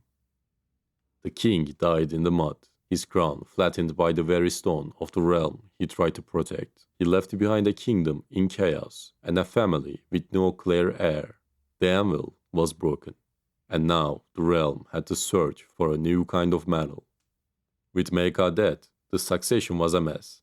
Aenys Blackfyre tried to claim the throne through diplomacy, only to have his head delivered to the council by the Bloodraven. The council looked at Maeka's remaining sons. They offered the crown to Aemon, the scholar, but Aemon had taken his master's vows. He refused, saying the crown belonged to his younger brother, Aegon. To ensure his brother's reign would not be haunted by his presence, Aemon took the black and sailed for the wall, and so Aegon V became king. Aegon the Unlikely. He was a king who had lived as a peasant, a king who loved the small folk, and a king whose reign would end in the most beautiful, terrifying fire the world had seen since the dance. Aegon V was not born to rule. He had spent his youth as Egg, a squire wandering the roads of Westeros with a hedge knight named Sir Duncan the Tall. He had slept in haystacks, eaten at the tables of peasants, and seen the cruelty of high lords firsthand. When he took the throne, he was the first king who truly understood the weight of a commoner's life. He spent his reign trying to pass laws to protect the poor, to limit the power of the lords, and to make the realm a kinder place. But kindness in Westeros is often seen as weakness. The lords hated him. They rebelled against his reforms. And as the years passed, Aegon realized a terrible truth. A king without dragons cannot force a wolf or a lion to be kind. Kindness was not enough. He needed to be still. As revealed years later to Jon Snow in A Dance with Dragons, Maester Aemon had given his brother a final, hard lesson before departing for the wall. Egg had an innocence to him, a sweetness we all loved. Kill the boy within you, I told him, the day I took ship for the wall. It takes a man to rule, an Aegon, not an egg. Kill the boy and let the man be born. In 236 AC, the shadow of the Black Dragon returned once more. Bitter Steel and Daemon III Blackfyre landed at Massey's Hook with the Golden Company. They thought the realm would rise for them, but they underestimated the love the people had for Aegon V. The rebellion was short and bloody. It culminated in a battle where the legendary Sir Duncan the Tall, Lord Commander of the Kingsguard, met Daemon III in single combat. The White Knight of the People slew the Blackfyre pretender on the field. Bittersteel fled across the sea once again, but his power was fading. Aegon had won the war, but the war within his own family was just beginning. As Aegon V grew old, he became obsessed. He believed that the only way to save the small folk from the lords was to bring back the dragons. He spent years searching for lost scrolls and dragon eggs. In 259 AC, to celebrate the impending birth of his first great-grandson, Aegon summoned his family and his closest friends to the summer place of Summerhall. No one knows exactly what happened that night. The records are burned and blood-stained. We know there were 7 dragon eggs. We know there was wildfire. We know there were sorcerers and prayers. But something went horribly wrong. The fire didn't hatch dragons. It consumed everything. Summerhall turned into a pyre. Aegon V died in the flames. His son, Prince Duncan the Small, died. And Sir Duncan the Tall, the boy who became a hero, died saving the others. As the palace collapsed in green and orange flames, a child was born on the grass outside, Rhaegar Targaryen. The tragedy of Summerhall broke the Targaryen line. The survivors were hunted. Aegon's son, Jaehaerys II, ruled for only 3 years. A sickly and brief reign. Then the crown passed to his son, Aerys II. At first, Aerys was the light of the realm. He was handsome, generous, and ambitious. He had a brilliant young hand of the king, named Tywin Lannister. Together, they brought peace and prosperity. But the Targaryen coin was in the air. The defiance of Duskendale was the turning point. Aerys was kidnapped and held in a dungeon for 6 months. When he was finally rescued by Sir Barristan Selmy, he was no longer the same man.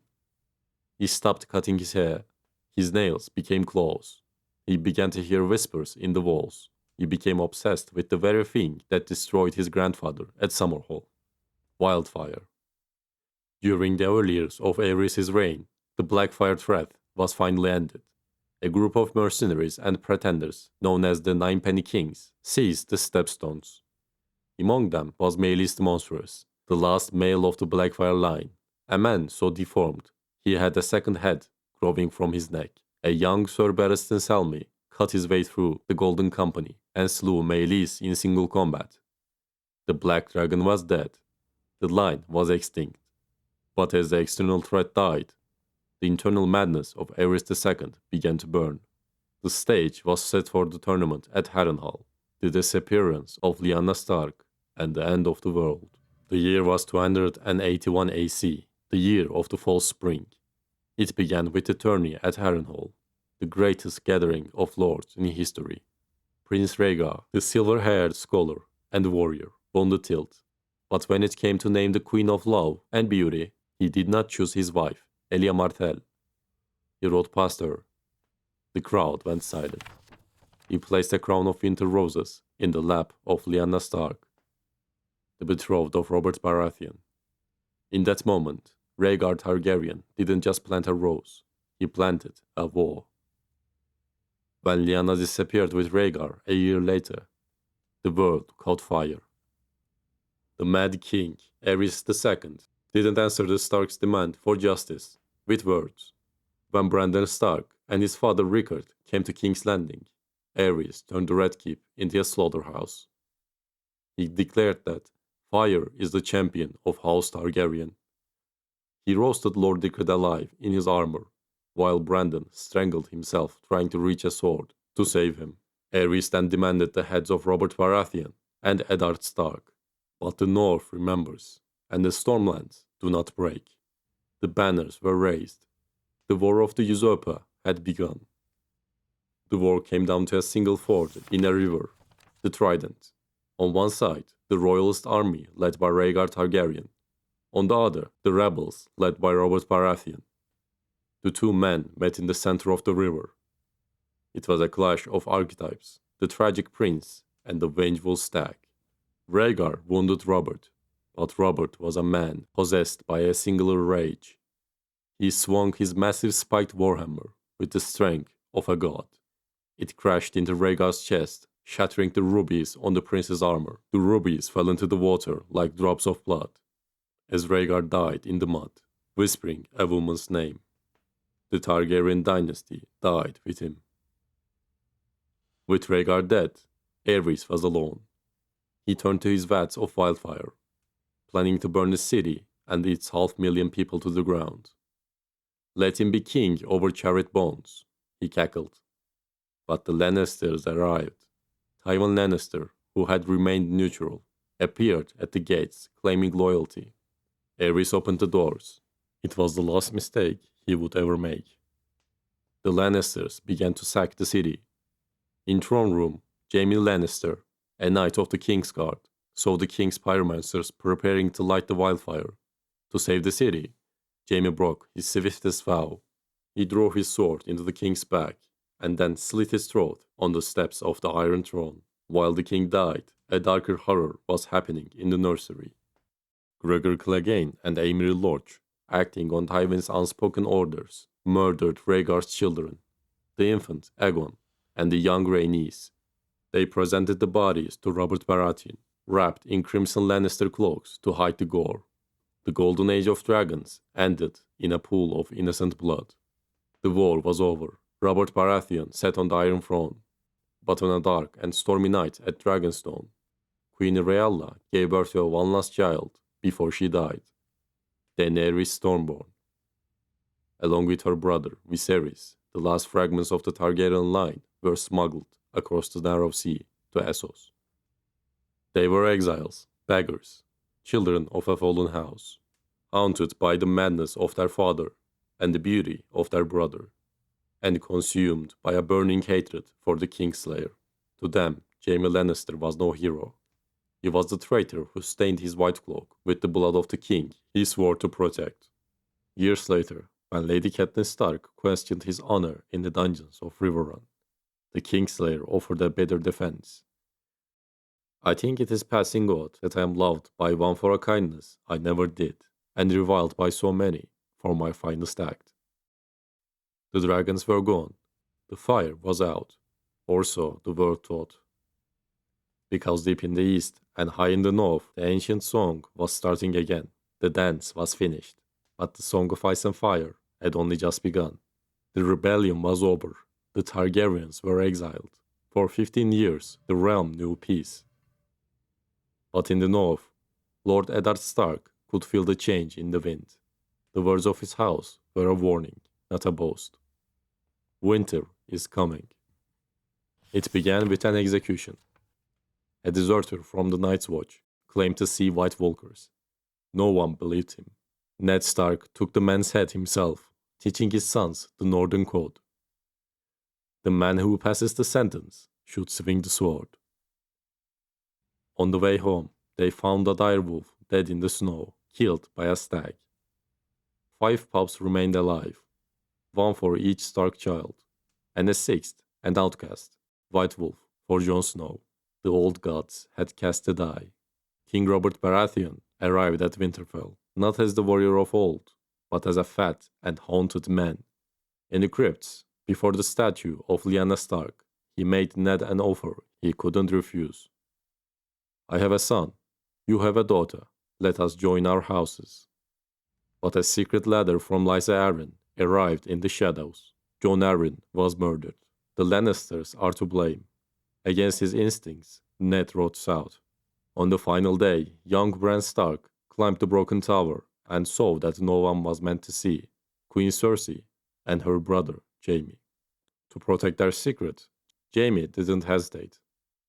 The things I do for love. He pushed the boy from the window.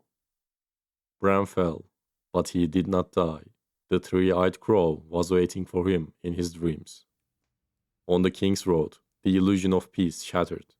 Prince Joffrey's cruelty forced Arya to drive her wolf, Nymeria, away to save her. But the queen demanded a death. Since Nymeria was gone, Sansa's wolf, Lady, had to die. Ned Stark killed the gentle beast himself. The North walked into the capital with a broken heart. In King's Landing, Ned found a pit of vipers. Littlefinger and Varys spoke in riddles. Ned traced the last steps of Jon Arryn, finding Robert's bastards scattered across the city. All of them had black hair, yet Joffrey was golden-haired. The truth began to take shape in his mind. A truth that would kill a king. The seed is strong. Meanwhile, Catelyn Stark arrested Tyrion Lannister. Believing he had tried to kill Bran, when the news hit the capital, Jaime Lannister cornered Ned in the streets. Spears were thrown. Men died. Ned Stark fell, wounded in the leg. The game was over. The war had begun. Summer was ending in King's Landing. Lord Eddard Stark, nursing a shattered leg and holding a heavy book of lineage, had finally solved the puzzle. The Baratheon line was simple. Black of hair, black of hair, black of hair.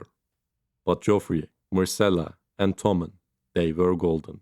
The seed was strong, but it was not Robert's. Ned Stark fell victim to his own honor. Instead of going to the king, he went to Queen Cersei. He gave her a chance to flee. Her response was the most famous lesson in the history of Westeros. When you play the Game of Thrones, you win or you die. There is no middle ground.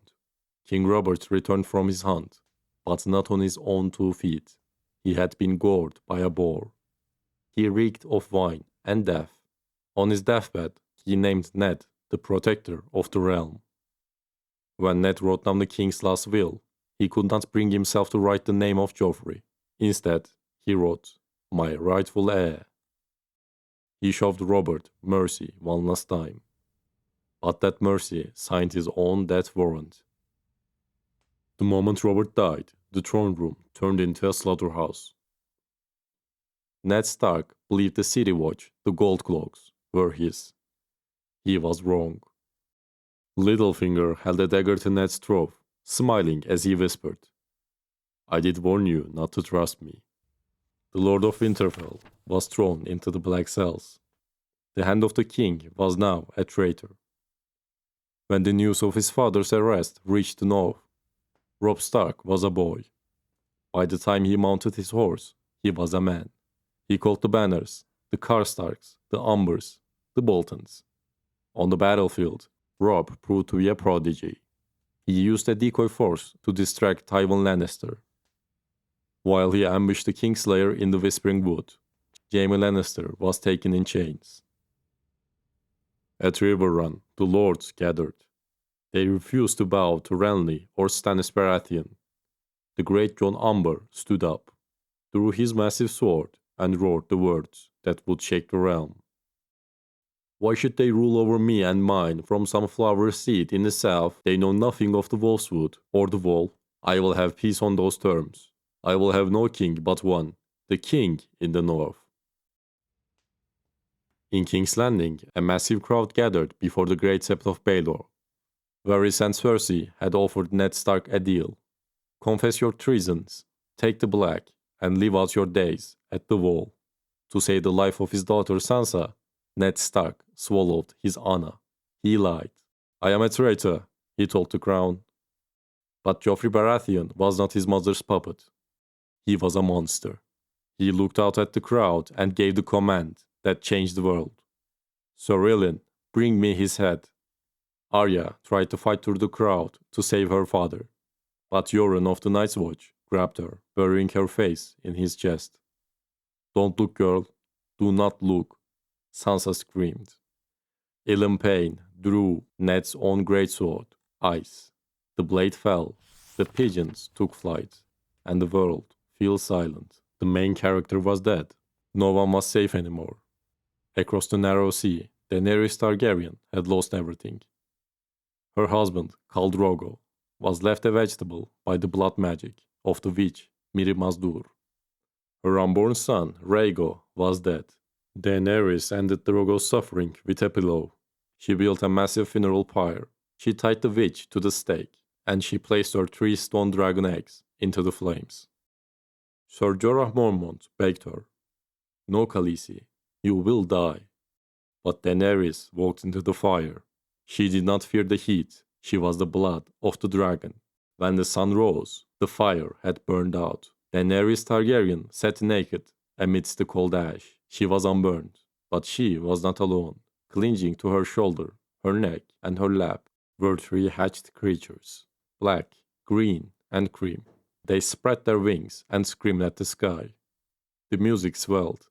Magic had returned. The Game of Thrones had begun. The king was dead. The hand was dead. And in the sky, a red comet burned. To the small folk, it was a bad omen. To Joffrey, it was the king's comet, celebrating his ascension. To the Northmen, it was a red sword, bleeding for Ned Stark. But to a woman in Dragonstone, it was a message from a new god. The War of the 5 Kings was about to begin. On the gloomy islands of Dragonstone, the oldest Baratheon brother, Stannis, finally made his move. He was a hard man, iron, brittle, and unyielding. In the words of Ned Stark, Stannis was a different sort of man. a bare year younger than the king, yet utterly unlike him. Stern, humorless, unforgiving, grim in his sense of duty. He did not have the love of the Lord, but he had something else. Melisandre, the Red Priestess. On the beach, they burned the wooden statues of the seven gods. The old faith was screaming in the fire. Stannis drew a sword from the flames. Melisandre called it Lightbringer, the red sword of heroes. But when Maester Crescent looked at it, he saw no heat, only light. A trick. He tried to poison the witch to save his lord. He put the strangler in her wine. Melisandre drank it all. She smiled, and she lived. Maester Crescent drank the dregs, and died. Stannis Baratheon had turned his back on the laws of men and gods. He sent letters to every corner of the realm, revealing the truth. Joffrey, Tommen, and Myrcella are abominations, born of incest between Cersei Lannister and her brother, Jaime. I, Stannis Baratheon, am the true King of Westeros. In the capital, the Goldcloaks were slaughtering Robert's bastards, even babies, to secure Joffrey's throne. Into this madness rode Tyrion Lannister.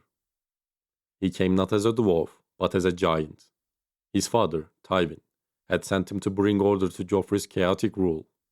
He walked into the small council and immediately took charge. He saw the corruption, he saw the incompetence. His first target was Janos Slynt, the commander of the City Watch, the man who betrayed Ned Stark. Tyrion invited him to dinner, poured him wine, and then exiled him to the wall.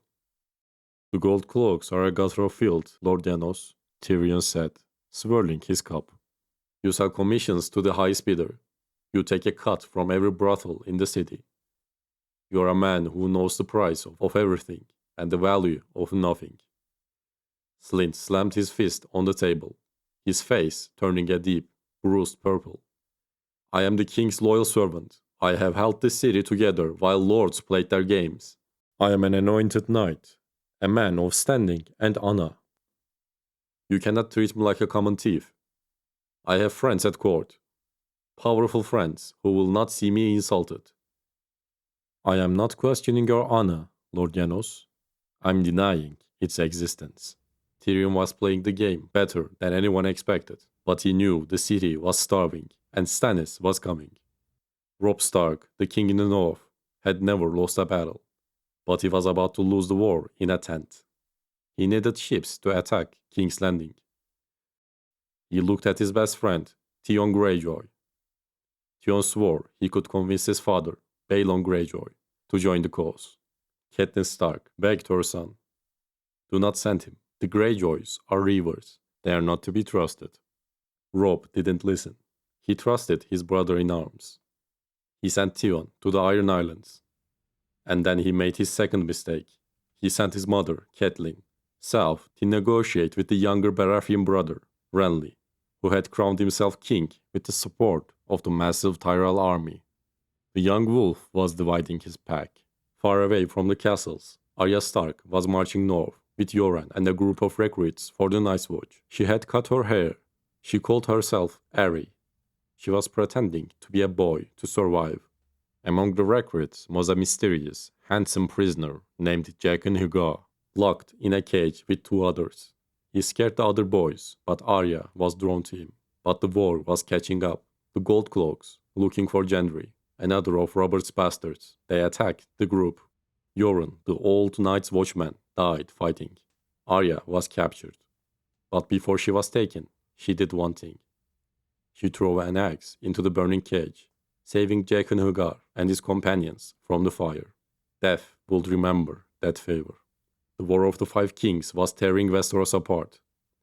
But one of those kings would die not on a battlefield, but in his own tent, killed by a horror that defied explanation. Brother was against brother, and the shadows were growing long. Stannis and Renly Baratheon faced each other at Storm's End. Renly's army was massive. He was confident. He even mocked Stannis, offering him a peach. But that night, Catelyn Stark and Brienne of Tarth witnessed the impossible in Renly's tent. A shadow appeared on the tent walls. It had the silhouette of Stannis Baratheon. But Stannis was miles away. The shadow drew a sword. In the real world, there was no steel. The shadow slashed Renly's throat. The young king choked on his own blood, his armor keeping him upright just long enough to see his life fade. There was no steel, only darkness. Melisandre had borne Stannis, not a son, but an executioner. Brienne and Catelyn were blamed for the murder and forced to flee. Renly's massive army, terrified, bent the knee to Stannis. To the realm, it was a dark act of kinslaying. But to Stannis Baratheon, it was the grim execution of the law. Robert had died without true-born sons, leaving Stannis as the undisputed heir. This was the very truth that Ned Stark had died for. The honorable Lord of Winterfell lost his head because he tried to hand Stannis his rightful crown. Stannis did not seek power out of ambition, but out of an ironclad sense of duty. He would carry the guilt of Renly's murder to his grave, forever haunted by the memory of a younger brother who once loved and offered him a peach. Yet, in Stannis' rigid worldview, justice came before law. He was a man willing to break his own heart to fulfill his duty, as he coldly decreed. The Iron Throne is mine, by rights. All those who deny that are my foes. He was not stealing a kingdom, he was marching through blood to claim what the law demanded. In the north, while Robb Stark won every battle, the home he left behind was vulnerable. Theon Greyjoy had failed to convince his father. Balon called him a stark dog. Desperate to prove himself a kraken, Theon made an unforgivable choice. He betrayed the boy who was his brother in all but blood. He besieged and captured Winterfell. Bran and Rickon Stark escaped. Unable to find them, and terrified of looking weak, Theon committed a monstrous lie. He murdered 2 orphan boys at a miller's farm, burned their bodies, and displayed them as the Stark princes. The North went into mourning. Catelyn and Robb believed their family was gone. Theon Greyjoy was no longer a ward or a hero, he was a turncloak, and a cursed silence fell over Winterfell.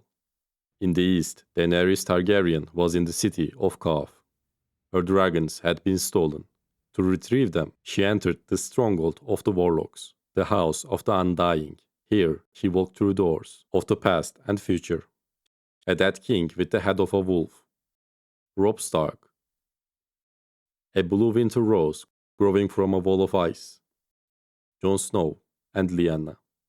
A silver-haired man, Rhaegar, saying to a woman, "He has a song. He is the prince that was promised. He is the song of ice and fire." Then his eyes seemed to meet Daenerys's through the shadows as he whispered, "There must be one more. The dragon has 3 heads." She found her dragons chained. The Undying Ones try to drain her life force, but they forget one truth. Fire kills flesh, but it strengthens dragons. Daenerys gave the command, Dracarys. For the first time, her dragons became weapons. They burned the Undying Ones and their palace to the ground. Daenerys emerged not just as a queen, but as the breaker of chains. Finally, Stannis Baratheon reached King's Landing. When his fleet entered Blackwater Bay, he was certain of victory. The city seemed weak. Joffrey was terrified. Cersei was drunk. But the man defending the city was a dwarf. Tyrion Lannister had set a trap. He sent out a single, empty ship. It wasn't filled with soldiers. It was filled with wildfire. When Bronn fired the flaming arrow, night turned into day. Jade green flames exploded, burning even the water. Stannis' fleet melted in a green hell. In the books, Tyrion also raised a massive chain across the mouth of the river, trapping the burning ships so they couldn't escape. It was a massacre. When Stannis' troops landed, the city watch began to rout. King Joffrey fled the battlefield. Tyrion Lannister looked at the terrified men and shattered their pride with a single truth. "They say I am half a man. What does that make the lot of you?" Ashamed, the man charged into the inferno, roaring his name, "Half man, half man." Tyrion fought. He took a sword to the face, losing half his nose. Just as all seemed lost, a new army appeared on the horizon. Tywin Lannister and the Tyrells had arrived. Stannis was broken. Tywin Lannister rode his horse into the throne room, stared at Cersei, and said simply, "The battle is over. We have won." The war was paused, but everyone had lost something. Winterfell was burned by Ramsay Snow. Theon was a prisoner. Arya Stark said goodbye to Jaqen H'ghar. Jaqen changed his face, magically becoming a different man, and gave Arya an iron coin. "If the day comes when you will find me again, give that coin to any man from Bravos, and say the words to him, Valar Morghulis. All men must die." Far to the north, at the Feast of the First Man, the Night's Watch heard a sound. One blast for Rangers returning, two blasts for wildlings, three blasts. For the first time in thousands of years, the White Walkers had come. The Battle of the Blackwater was over. The fires had burned out, but the ashes still choked the streets of King's Landing. The true victor was not King Joffrey, nor was it the man who devised the strategy, Tyrion. The glory belonged solely to Tywin Lannister. He entered the throne room on his horse, the savior of the city, and assumed the role of Hand of the King. Meanwhile, Tyrion Lannister, the man whose chain and wildfire had saved them all, woke up in a dark, small room. He was maimed. A slash of steel had taken half his nose. He was scarred, weak, and stripped of his power. When he finally dragged himself to his father to demand his birthright, Castle Rock, Tywin Lannister looked at him with cold, green eyes, and delivered the harshest rejection in the history of their house. "Man's laws give you the right to bear my name and display my colors, since I cannot prove that you are not mine. But neither gods nor men shall ever compel me to let you turn Castle Rock into your whorehouse." The imp was no longer a player. He was a disgrace once more. In the West, the young wolf, Robb Stark, had won every battle he fought. But he had just lost the war in a bedchamber, after being wounded at the crag. He was nursed back to health by a noble girl named Jane Westerling, Talisa in the show. In a moment of weakness and grief over his brother's alleged deaths, he slept with her. Robb was his father's son. Ned Stark's honor ran through his veins. To protect the girl's honor, he married her the next morning. But honor is a double-edged sword. By marrying Jane, he broke his sacred vow to the House Frey to marry one of the Walder Frey's daughters. His mother, Catelyn Stark, looked at him with terror in her eyes. "Walder Frey is a dangerous man, Robb. He is prickly and proud. He will not forget this slight." Robb believed he had chosen the honorable path. In reality, he had signed his death warrant. To make matters worse, Catelyn, driven mad by the grief of losing Bran and Rickon, made a desperate choice. She released the most valuable prisoner of the North, Jaime Lannister. Her hope was to trade him for her daughters, Sansa and Arya. But to the Karstarks and the Northern Lords, this was treason. The king in the north was losing his kingdom, not to swords, but to the mistake of the heart. Beyond the wall, Jon Snow had done the unthinkable. To infiltrate the wildlings, he was forced to kill his brother in arms, Corin Halfhand. Now he stood before Mance Rayder, the king beyond the wall. Mance was not a savage brute, he was a bard, a man of music and philosophy. He asked Jon why a crow would turn his cloak. Jon looked him in the eye and delivered a bitter truth. He had seen Lord Commander Mormont turn a blind eye as Craster sacrificed his newborn sons to the White Cold. He could no longer serve an order that allowed such horrors. Mance Rayder led him out of the tent and revealed the truth. Jon saw giants riding mammoths.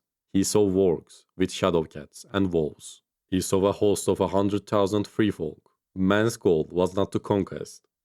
It was survival. "We light fires in the night," Mance whispered, looking north into the darkness. "But the fire goes out, and the cold comes." The others were hunting them. Jon Snow was now a spy, deep in enemy territory. Raised in a castle and bound by rigid vows, he walked among the free folk, believing he had the world figured out. He thought he knew everything about honor, enemies, and survival. But a fierce spearwife, kissed by fire, saw right through his northern pride. Ygritte looked at the boy in the black cloak and shattered his arrogance with a simple truth. You know nothing, Jon Snow. Jaime Lannister, the greatest swordsman in the realm, was being escorted back to King's Landing by Brienne of Tarth. But their journey was cut short. They were captured in the Riverlands by a brutal sellsword company known as the Brave Companions, or the Bloody Mummers. Bound and dragged before the mercenary leader, Vargo Hoat, Jaime tried to buy his way out. He offered Lannister gold, confident that every sellsword had a price. But the leader of the Bloody Mummers, a gaunt man with a thick, slobbering lisp, wanted something else. He wanted a message to send to Casterly Rock. My father will pay a ransom for me, any price you name. Oh yes, half the gold in Casterly Rock I shall have. But first, I must send him a message. Dollo, chop off his hand. A fat Dothraki stepped forward, raising his wicked arak. Jaime clung to his pride. He was a Lannister of Casterly Rock, Lord Commander of the King's Guard. He vowed to himself that no sellsword would ever make him scream. Sunlight ran silver along the edge of the blade as it came shivering down, and Jaime screamed. In the east, Daenerys Targaryen arrived in the Red City of Astapor.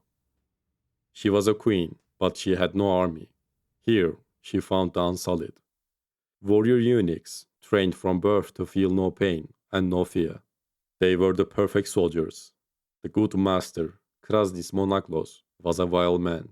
He insulted Daenerys in every sentence, calling her a western whore and a beggar queen, assuming she only spoke the common tongue. He didn't know she understood every word of High Valyrian. Daenerys made a shocking offer. She would buy all 8,000 Unsullied. Her payment? Her largest dragon, Drogon. Her advisors were horrified. Sir Jorah Mormont and the old squire, Arstan Whitebeard, who was secretly Sir Barristan Selmy in disguise, begged her not to give away her greatest weapon. But Daenerys was firm. The trade was made. She handed over the chain to Krasnis. He handed her the whip, the symbol of command over the Unsullied. Krasnis yanked on the chain, but Drogon hissed and smoked. The dragon would not obey him. Daenerys smiled, her wild eyes cold as ice. She spoke the slaver in perfect High Valyrian. Zaldrezas Buzdari, Ixos Daor.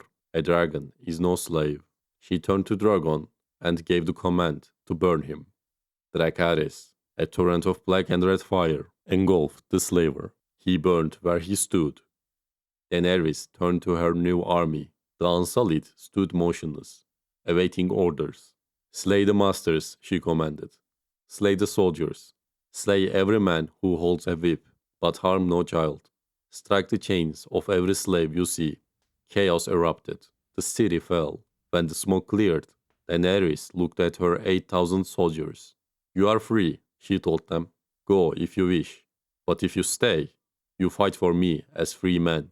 8,000 spears thumped against the ground in unison. Daenerys Targaryen was no longer a beggar. She was the breaker of chains. In the history of Westeros, it was believed that kings died by the sword in the mud of the battlefield. But in a storm of swords, the rules of war were rewritten. The greatest massacres did not happen in the field, they happened at dinner tables. Robb Stark, desperate to mend his broken alliance with House Frey, brought his army and his uncle, Edmure Tully, to the twins. Edmure was to marry Rosalind Frey to pay for Robb's broken vow. When the Starks entered the dark, twin castles crossing the Green Fork, Walder Frey offered them bread and salt. Guest right. It is the oldest law in Westeros. Once a guest has eaten a host's bread and salt, they are safe from harm. To break this law is to damn oneself in the eyes of gods and men. But Lord Walder Frey did not fear the gods. He feared only one man, Tywin Lannister. The feast was winding down.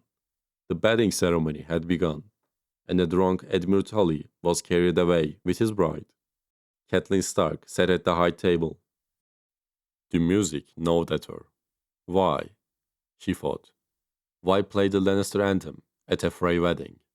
She looked at Roose Bolton, the Lord of the Dreadfort, sitting beside her. He was sipping wine, his pale eyes watching the room. Catelyn touched his arm. Beneath his fine velvet doublet, She felt something hard and cold.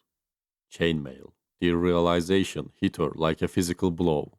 Catelyn stood up and screamed, her voice cracking with terror. Rob, run! It's a trap! Rob! But it was too late. The musicians in the gallery dropped their lutes and raised crossbows. Bolts rained down. Rob Stark was hit in the shoulder and leg. He fell. His men, drunk and unarmed, were butchered at the tables. Knives flashed in the torchlight. Outside, the feast tents were doused in oil and set on fire. The Stark soldiers inside were burned alive or cut down as they stumbled out. From the kennels, the howl of a direwolf cut through the night. Greywind, trapped and surrounded, fought bravely but was silenced by a volley of crossbow bolts. Inside the hall, Robb dragged himself up. He looked at his mother. Mother. Roose Bolton stepped forward. He looked down at the king in the north, the boy who had never lost a battle. He placed a dagger over Robb's heart. Jaime Lannister sent his regards, he whispered. He thrust the blade deep. The young wolf fell. Catelyn Stark went mad with grief. She grabbed the Lagwit grandson of Walder Frey, Jinglebell, and sawed through his throat. Then she stood there, laughing and crying, tearing at her own face with her nails, until a Frey soldier stepped up behind her and cut her throat. The next morning, the Freys committed a final act of desecration. They sewed the head of Greywind onto Robb Stark's body and paraded him around the castle. The king in the north was dead. The war was lost. The north had fallen. The Lannisters were at the absolute height of their power. In King's Landing, it was a day of celebration. King Joffrey Baratheon was marrying Margaery Tyrell. The wedding was grotesque in its extravagance. A massive pie was brought out, and live doves flew out of it when cut. Joffrey was in high spirits, which meant he was cruel. He decided to humiliate his uncle, Tyrion. He poured his great chalice of wine over Tyrion's head. When the goblet dropped and rolled away, Joffrey forced the dwarf to fetch it and act as his cupbearer. "You can be my cupbearer," Joffrey mocked. "Since you are too craven to joust." Joffrey ate a piece of pigeon pie. He washed it down with a deep draught of wine from the chalice Tyrion handed him. "It's dry," Joffrey complained. He drank again, and then he coughed. The cough did not stop. It turned into a rage. Joffrey grabbed his throat. He couldn't breathe. His face turned red, then a deep, bruised purple. His eyes bulged from his skull. He clawed at his neck, tearing his own skin. Queen Cersei screamed, rushing to her son. "Help him! Someone help him!" But no maester could save him. The strangler poison worked instantly. Joffrey Baratheon, the sadistic boy king, died in his mother's arms, drowning in his own blood. With his final strength, he pointed a trembling finger at the man who had handed him the cup, Tyrion. Cersei's eyes were filled with madness. "The dwarf," she said. "The dwarf and his little wife. They killed him." In the chaos, a drunk courtful, Sir Dontos, grabbed Sansa Stark's arm. "Come, we must away. They will search for you. Your husband's been arrested." Sansa vanished into the confusion, leaving the Red Keep and the Dead King behind forever. Just before the wedding, a stranger had arrived in King's Landing. He was Prince Oberyn Martell of Dorne, the Red Viper. He had come for the wedding, but he did not care about Joffrey or Margaery. He had come for the Mountain, Sir Gregor Clegane. Years ago, during the sack of King's Landing, the Mountain had raped Oberyn's sister, Elia Martell, and murdered her children. Oberyn knew that Tywin Lannister had given the order. Tyrion Lannister was thrown into the Black Cells, accused of regicide, brought before his father, Lord Tywin, for a farce of a trial. Tyrion's smearing rage finally boiled over. Facing the hostility of the entire court, he delivered a bitter and venomous speech that cut the core of his lifelong suffering. "I am innocent of Joffrey's death. I am guilty of a far more monstrous crime. I was born, I have lived. I am guilty of being a dwarf. I confess it." Realizing he would find no true justice among his family, he made a final, desperate play. I will let the gods make their answer. I demand a trial by combat. Everyone abandoned him. Even his servant, Bronn, refused to fight for him. But in the darkness of the dungeon, he found an unexpected ally. Prince Oberyn Martell wanted justice for his murdered sister, Elia, and the crown had just named her killer, the Mountain, as their champion. Oberyn looked at the dwarf and made his chilling offer. If I'm your champion, will you swear to give me Gregor Clegane? He will tell me who gave the order, or he will die in agony. Far away, in the Vale of Arryn, Sansa Stark was hiding in plain sight. She dyed her hair black. She was now Elaine Stone, the bastard daughter of Petyr Baelish, Littlefinger. Littlefinger had brought her to her aunt, Lysa Arryn, at the Eyrie. But Lysa was mentally unstable. She was obsessively in love with Littlefinger, and dangerously jealous of Sansa, who looked just like a young Catelyn. One snowy morning, Lysa snapped. She dragged Sansa to the high hall. She opened the moon door, a heavy weirwood door built into the wall of the hall, opening to a drop of thousands of feet to the jagged rocks below.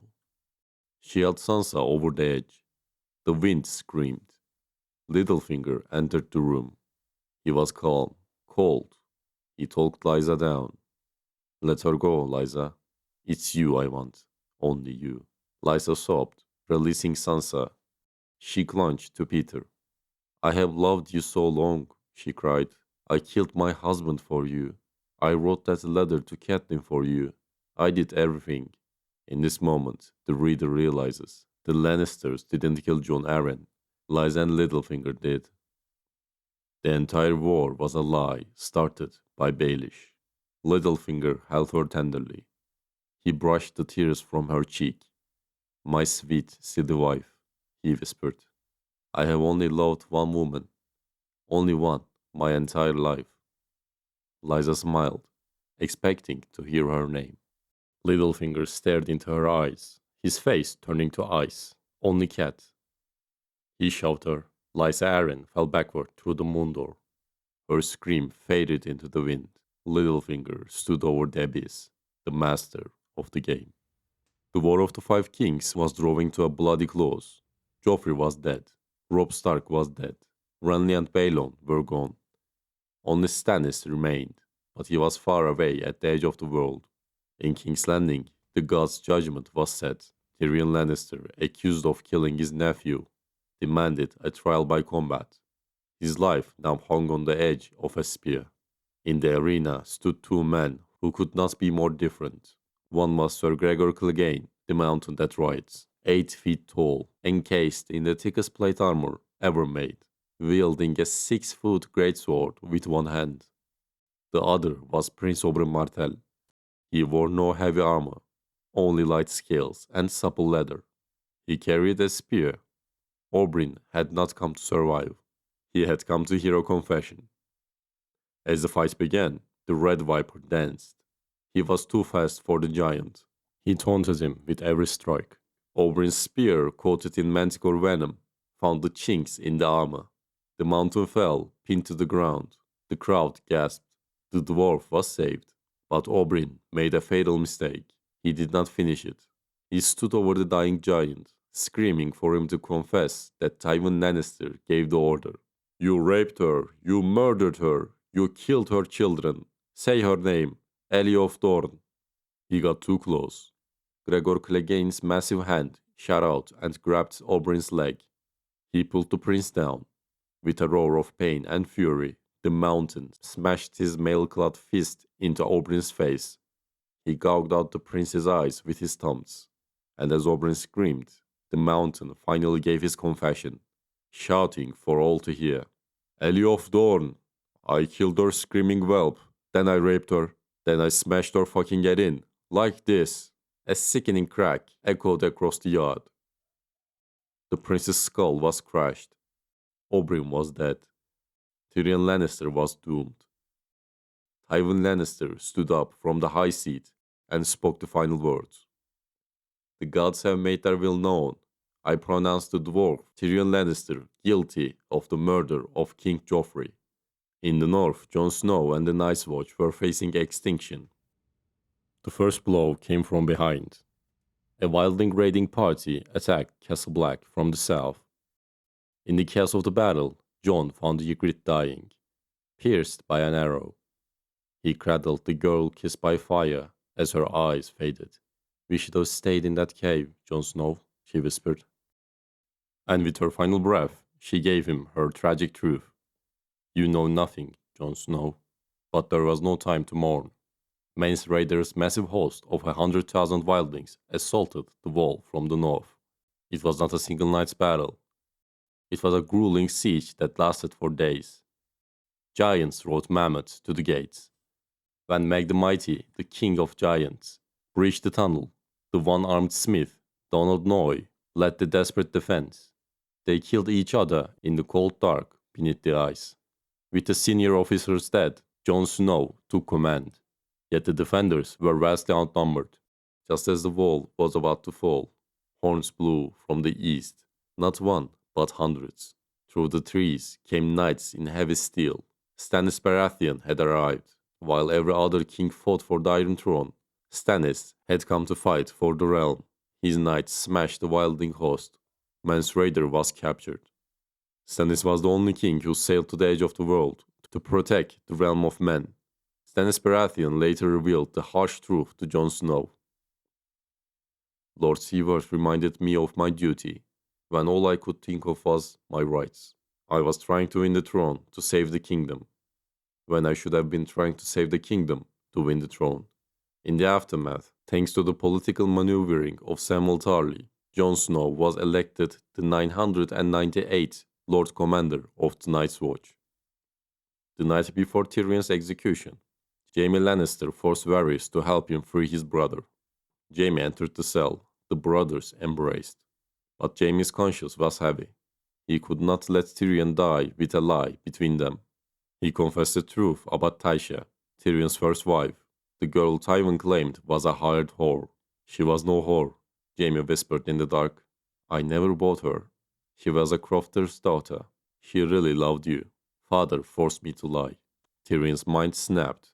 The only person who had ever truly loved him was innocent, and his father had gang-raped her and given her to his guards, while Jaime watched. Tyrion did not thank Jaime. He struck him. He looked at his brother with pure hatred. "You want to know the truth about Joffrey?" Tyrion lied, wanting to hurt Jaime as much as possible. "I did it. I killed your vile son." "Why not? I'm a monster, aren't I?" He turned his back on Jaime. "We will never meet again," Tyrion said. The brothers parted as enemies. Tyrion did not flee to the boat immediately. He climbed the ladder into the Tower of the Hand. He entered his father's bedchamber. There, in Tywin's bed, he found Shae. She was wearing the golden chain of the Hand of the King. She smiled sleepily. "Giant of Lannister?" she murmured, thinking it was Tywin. When she saw Tyrion, she reached for a knife. Tyrion wrapped the heavy gold chain around her throat, tears streaming down his face. He twisted it. He strangled the woman he loved until she went still. Then he took a crossbow from the wall and went to the privy. Tywin Lannister sat there. He did not look like a lion. He looked like an old man. Tywin was not afraid. He tried to command Tyrion, but Tyrion had only one question. "Where is Tysha?" he asked regarding his first wife. "Where is she?" Tywin sneered. "I don't know. Wherever whores go." The bolt slammed into Tywin's groin. The Lord of Casterly Rock looked down in shock. Tyrion reloaded. Tywin gasped, his eyes wide. "You shot me. You are no son of mine." "I am your son," Tyrion said softly. "I am you. Read small." Tywin died, and as the smell of his bowels released filled the room, the book delivers one of his most famous lines. Lord Tywin Lannister did not, in the end, shit gold. Lady Stoneheart, this character was completely cut from the show. The book ends in the Riverlands. Merrett Frey, a son of Walder Frey, had come to pay a ransom for a captive. He was met by the Brotherhood without banners. Merritt begged for his life. I had no part in the Red Wedding. I just drank wine. I have children. The outlaws ignored him. She doesn't want your gold, they said. She wants your life. A hooded figure stepped forward from the shadows. She was a woman, but death clung to her. Her skin was the color of curdled milk, soft and bloated from days in the river. Her hair was gone. She lowered her hood. Merritt Frey screamed. It was Catelyn Stark, but she was changed, resurrected by Beric Dondarrion, who gave his life for hers. She was consumed by vengeance. Her throat was slit so deep she could not speak, so she covered the wound with her hand to make a rasping sound. She pointed at Merritt. Hang him. The rope went tight.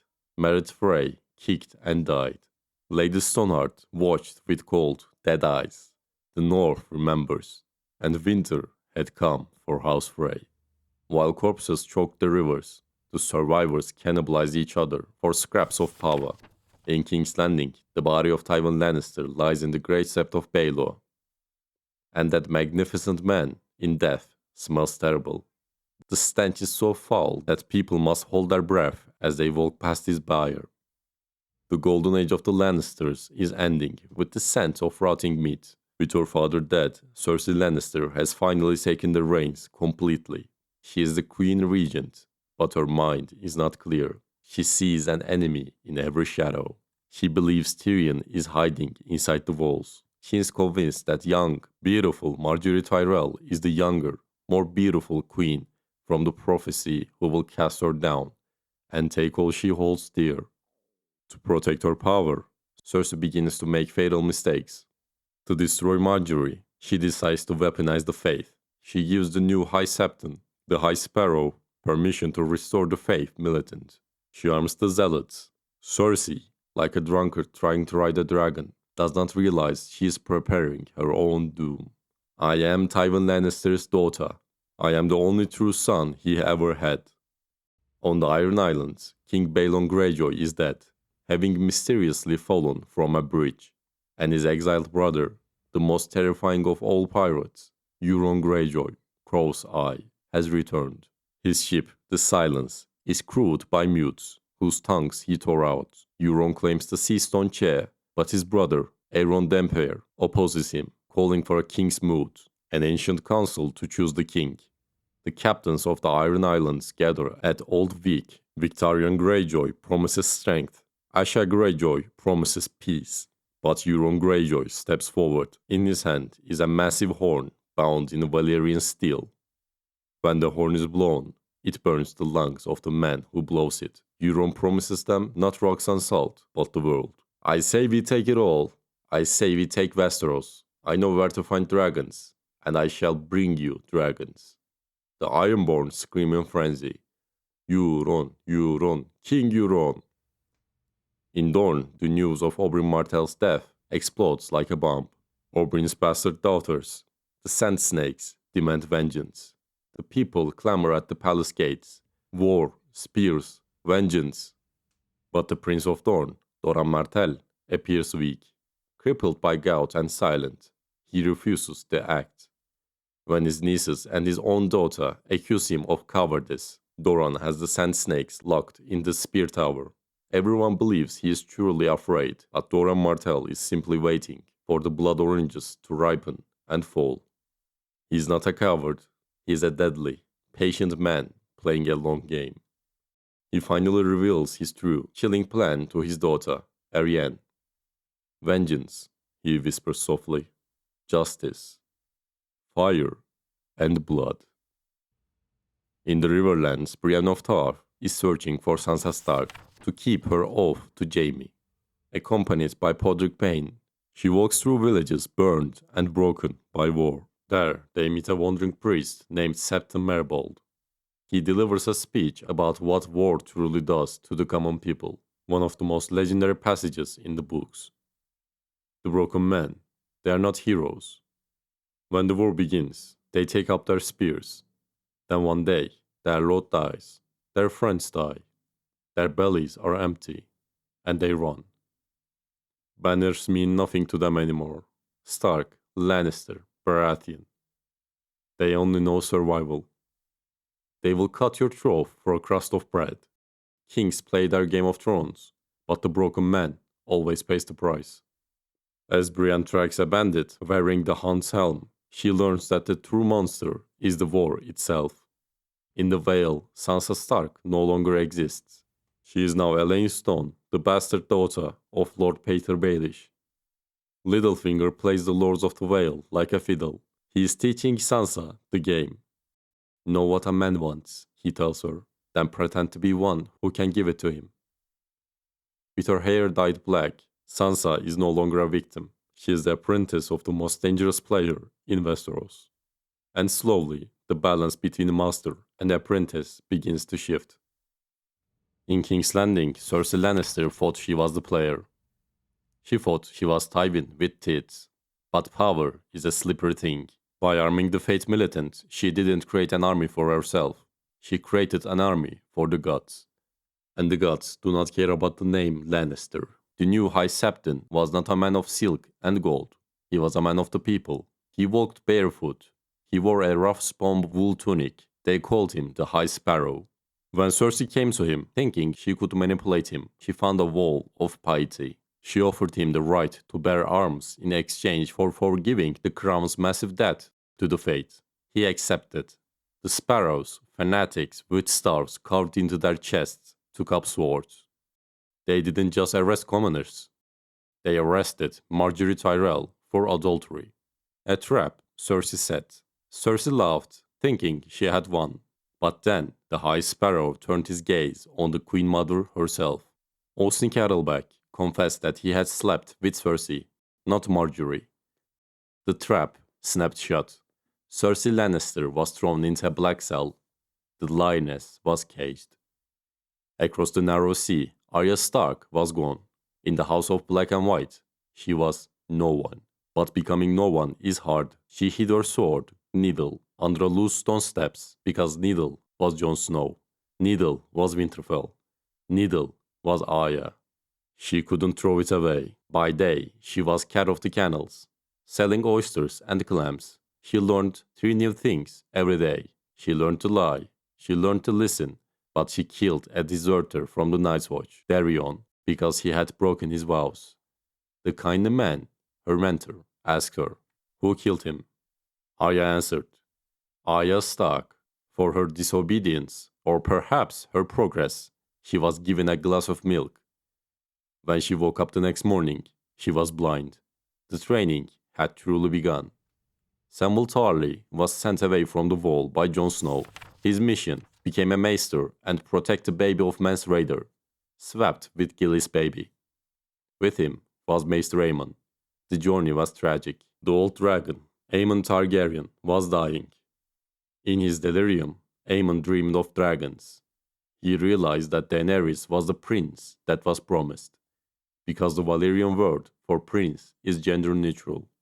Fire consumes, he whispered, but cold preserves. The wall preserved me. Now I am dying. In his final moments, his mind wandered back a century to his childhood, to his little brother, Aegon. Egg, he whispered to the empty room. I dreamed that I was old. And then the last wise dragon was gone. Samwell Tarly, the Craven, stood in the rain and set the eulogy for the last wise dragon. When Sam finally reached Old Town, he met a mysterious acolyte named Sphinx and Marvin the Mage. He learned that the Maesters might have been the ones who killed the dragons centuries ago to rid the world of magic. And now, magic was coming back. Back in Dorne, Arianne Martell's plan to crown Myrcella queen failed. She was locked in a tower by her father. Finally, Prince Doran Martell summoned her.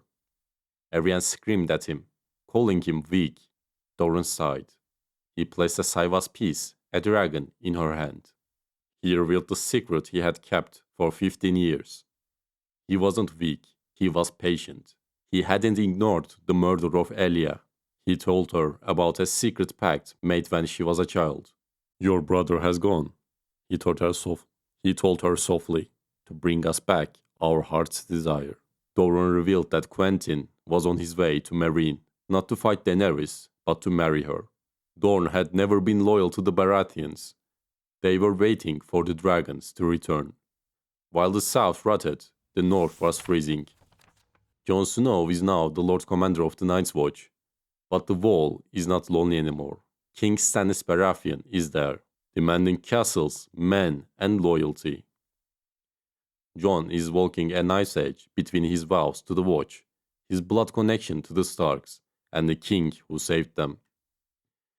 Maester Aemon, before he left, gave Jon one final piece of heavy advice about the burden of leadership.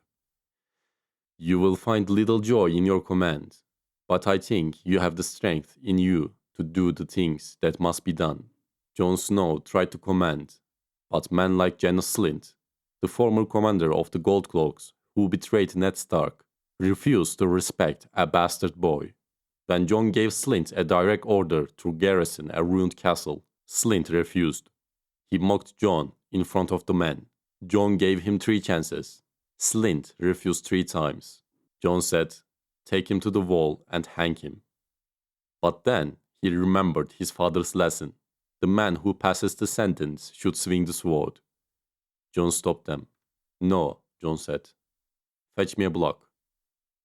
Janos Slynt realized too late that this was not a game. He begged for mercy. He cried. Jon Snow did not hesitate. Long claw descended. The head of the man who betrayed Ned Stark rolled across the ice. Stannis Baratheon watched from the tower and gave a single, approving nod. Just as Maester Aemon had hoped, Jon Snow had killed the boy. Davos Seaworth, Stannis' hand, arrived at White Harbor to convince Lord Wyman Manderly to join the war. But the Freys were already there. Manderly, a fat, jovial man, mocked Davos. He feasted the Freys and seemingly sentenced Davos to death to prove his loyalty to the Lannisters. But it was a lie, a mummer's farce. Later in secret, Manderly revealed the truth to Davos. He introduced a mute squire named Vax, who had survived the burning of Winterfell. Vax knew the truth. Bran and Rickon Stark were alive. Lord Manderly leaned in, his voice shaking with suppressed rage, delivering the speech that defines northern loyalty. My son Wendell came to the twins a guest. He ate Lord Walder's bread and salt, and hung his sword upon the wall to feast with friends. And they murdered him. The North remembers, Lord Davos. The North remembers. And the mummer's farce is almost done. My son is home. He offered Stannis his allegiance on one condition. Davos must go to the island of cannibals, Skagos, and bring back Rickon Stark. Across the narrow sea, Tyrion Lannister was drinking himself to death. Varys had smuggled him to Pentos, and Illyrio Mopatis sent him on a journey down the river Rhoyne. His companions were a strange group on a boat called the Shy Maid. A strict knight named Griff and his son, young Griff. Tyrion, being Tyrion, figured out the puzzle. Young Griff wasn't a random boy. He had silver hair, dyed blue, and purple eyes. He was educated to be a perfect king. Tyrion realized he was looking at a ghost. Aegon Targaryen, the son of Rhaegar. Aegon was supposedly died in the sack of King's Landing, but he was swept as a baby. But as they traveled through the Sorrows, the ruins of an ancient city, they were attacked by stonemen, people with grayscale. Tyrion fell into the water. He was pulled out by Jon Connington, Griff. Tyrion survived, but Connington hid a secret, a patch of grey, stony skin on his hand. The clock was ticking. Daenerys Targaryen conquered Meereen, but ruling it was a nightmare. A shadow group called the Sons of Harpy was murdering her soldiers in the night. But the real horror came from the sky. A shepherd came to her throne room with a bundle of charred bones. It wasn't a sheep, it was his daughter, Hazia. Drogon, her black dragon, had eaten a child. Daenerys realized her children were monsters. She made the hardest choice of her life. She led Viserion and Rhaegal into the catacombs of the pyramid. She chained them in the dark, Drogon escaped into the Dothraki Sea, but the other two screamed as their mother left them in the blackness. The mother of dragons had become a jailer. Winter has truly come. Winterfell is buried under snow. Stannis' army is freezing. In Meereen, peace rests on an ice edge. And at the wall, treason is growing in frozen hearts. Theon Greyjoy was Theon no longer. He was Reek. Ramsay Bolton had broken him, body and soul. Ramsay married Arya Stark, but this was not Arya. It was Sansa's childhood friend, Jane Poole. Reek was forced to listen to Jane weep every night. He was forced to witness Ramsay's cruelty. But mysterious murders began inside the castle. Someone was killing Bolton men, and one night, wildling women, Mance Rayder's spearwives in disguise, came to Reek. "We are stealing her," they said. "Help us." During the escape, they leapt from the high walls. When they landed in the deep snow, Jane was shaking with terror. Theon embraced her. Reek was gone. The Ironborn had returned. Jane asked, "Who are you?" He whispered the answer, "Theon. My name is Theon." And the two plunged into the white darkness towards Stannis' camp. In Meereen, to secure peace, Daenerys had married Hizdahr Zolorak. Dasnak's pit was opened for the fighting games. Daenerys watched in disgust as slaves killed one another. Then the sky turned black. Drogon had returned, drawn by the blood and noise. The Black Dread descended into the arena. Spears were thrown at him, but they only angered the beast. He spewed black and red fire. Daenerys saw her child was about to be killed. She ran from the royal box into the sand. She held a whip. She walked up to the dragon. The dragon roared and snapped at her, her hair catching fire. But she did not stop. She whipped the beast and climbed onto his back. For the first time in history, a Targaryen rode an unchained dragon. Drogon spread his wings and carried the queen into the sky, flying toward the unknown Dothraki Sea. Meereen was left without its queen. In King's Landing, the High Sparrow agreed to release Cersei Lannister, but on one condition: to be absolved of her sins. She had to walk from the Great Sept of Baelor to the Red Keep, naked. The Queen Regent was stripped bare before thousands of people. Her hair was roughly shorn. She began to walk. At first, her head was high. She was a lioness, but as the small folk threw rotten fruit, excrement, and stones, as they spat and chanted, "Shame," Cersei broke. Her knees bled. Tears streamed down her face. When she finally reached the keep, she was scooped up by a massive armored knight. This was Qyburn's creation, the new Kingsguard. Sir Robert Strong, the undead Gregor Clegane. In Cersei's eyes, politics was gone. There was only pure, burning hate. At the wall, Jon Snow received a letter from Ramsay Bolton. The pink letter. It read, "Your false king, Stannis, is dead. His army is smashed. I want my bride back. I want my Reek. If you do not come, I will come for you. I will cut out your bastard's heart and eat it." Jon Snow broke his knighthood vows in that moment. He gathered the wildlings and his men. "I ride south to Ramsay Bolton," he shouted. "Who rides with me?" Wun the Giant, Tormund, and the wildlings roared.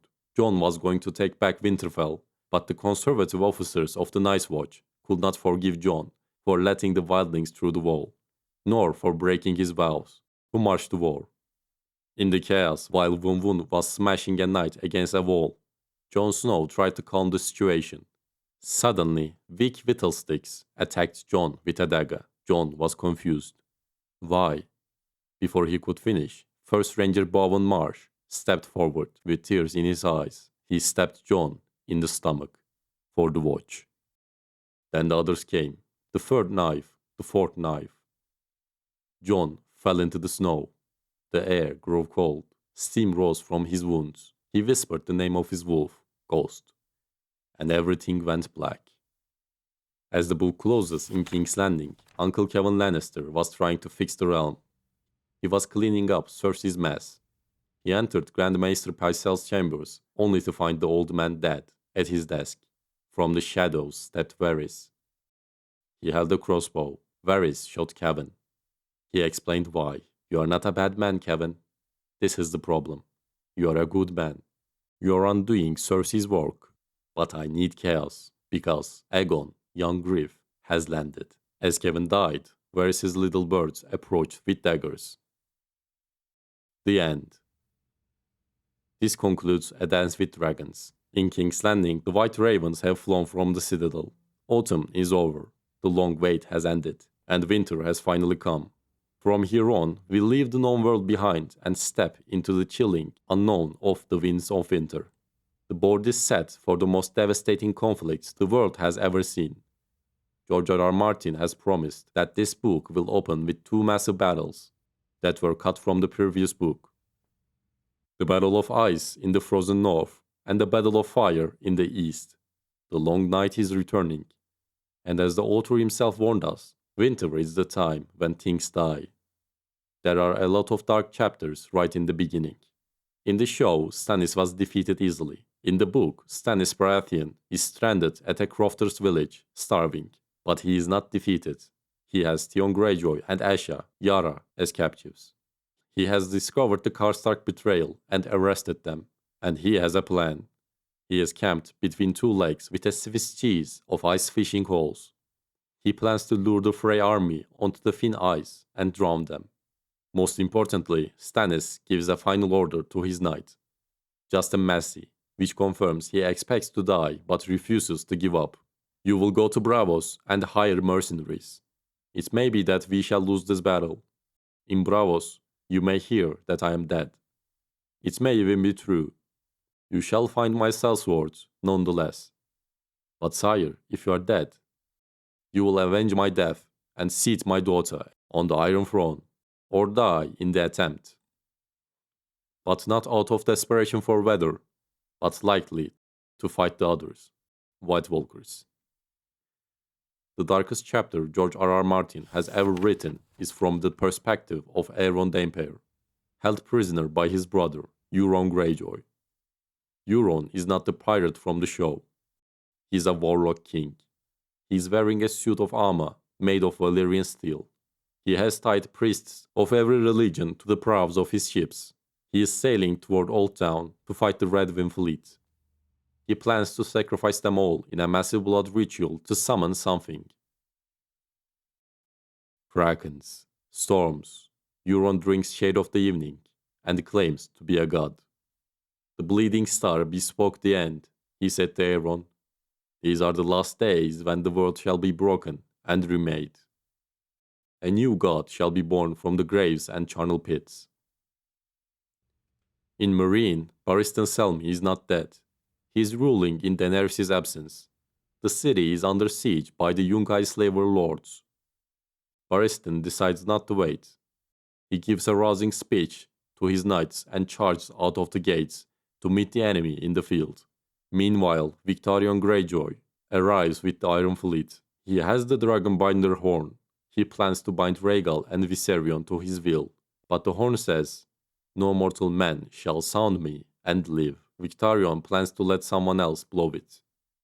Arya is still in Bravos, performing in a play under the name Mercy. She spots Raph the Sweetling, one of the men who tortured her friends at Harrenhal, left out of the show in the audience. She seduces him, leads him away, and stabs him in the throat, whispering the same words he said when he killed her friend Lomi.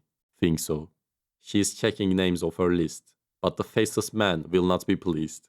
Sansa is still disguised as Elaine Stone. Littlefinger organizes a tourney. His plan is revealed. Sansa will marry Harry the heir. If young sweet Robin Arryn dies, which Littlefinger seems to be ensuring by overdosing him on sweet sleep, Harry becomes Lord of the Vale. Then Littlefinger plans to reveal Sansa's true identity and use the Knight of the Vale to retake Winterfell. Sansa is becoming a player, charming Harry and manipulating events. George R.R. Martin has confirmed that Melisandre is still at the Wall. Shireen is at the Wall, not with Stannis, and Jon Snow is dead in the snow. The author has teased that Jon will likely walk into Ghost, his wolf, before being resurrected. Meaning, when he comes back, he will be more wolfish, less human, and perhaps darker. As Beric Dondarrion said, pieces of you get chipped away. The book will likely end with the wall coming down. But unlike the show, it won't be an ice dragon. It might be the Horn of Winter, which Sam Tarly might have in Old Town, or Euron's dark magic. And so our watch is ended. We have traveled the Dragon's Road, from the fires of Valyria to the snows of Winterfell. We have seen kings rise on tides of blood and fall on whispers of betrayal. We have seen that power is a shadow on the wall, and that even the smallest man can cast a very large shadow. The history of Westeros is written in ink, but it is forged in iron and fire. The long night may be coming, but as long as there are stories to tell, the fire will not go out. If you enjoyed this video, please don't forget to like and subscribe. I also want to give a massive shout out to AMOK for the amazing artwork featured in this video. Please check out the link in the description to see more of his incredible work. I have been working on this video for 2 months and it would mean so much to me to see you all enjoyed it. Thank you for listening to the Song of Ice and Fire. And as always, until next time.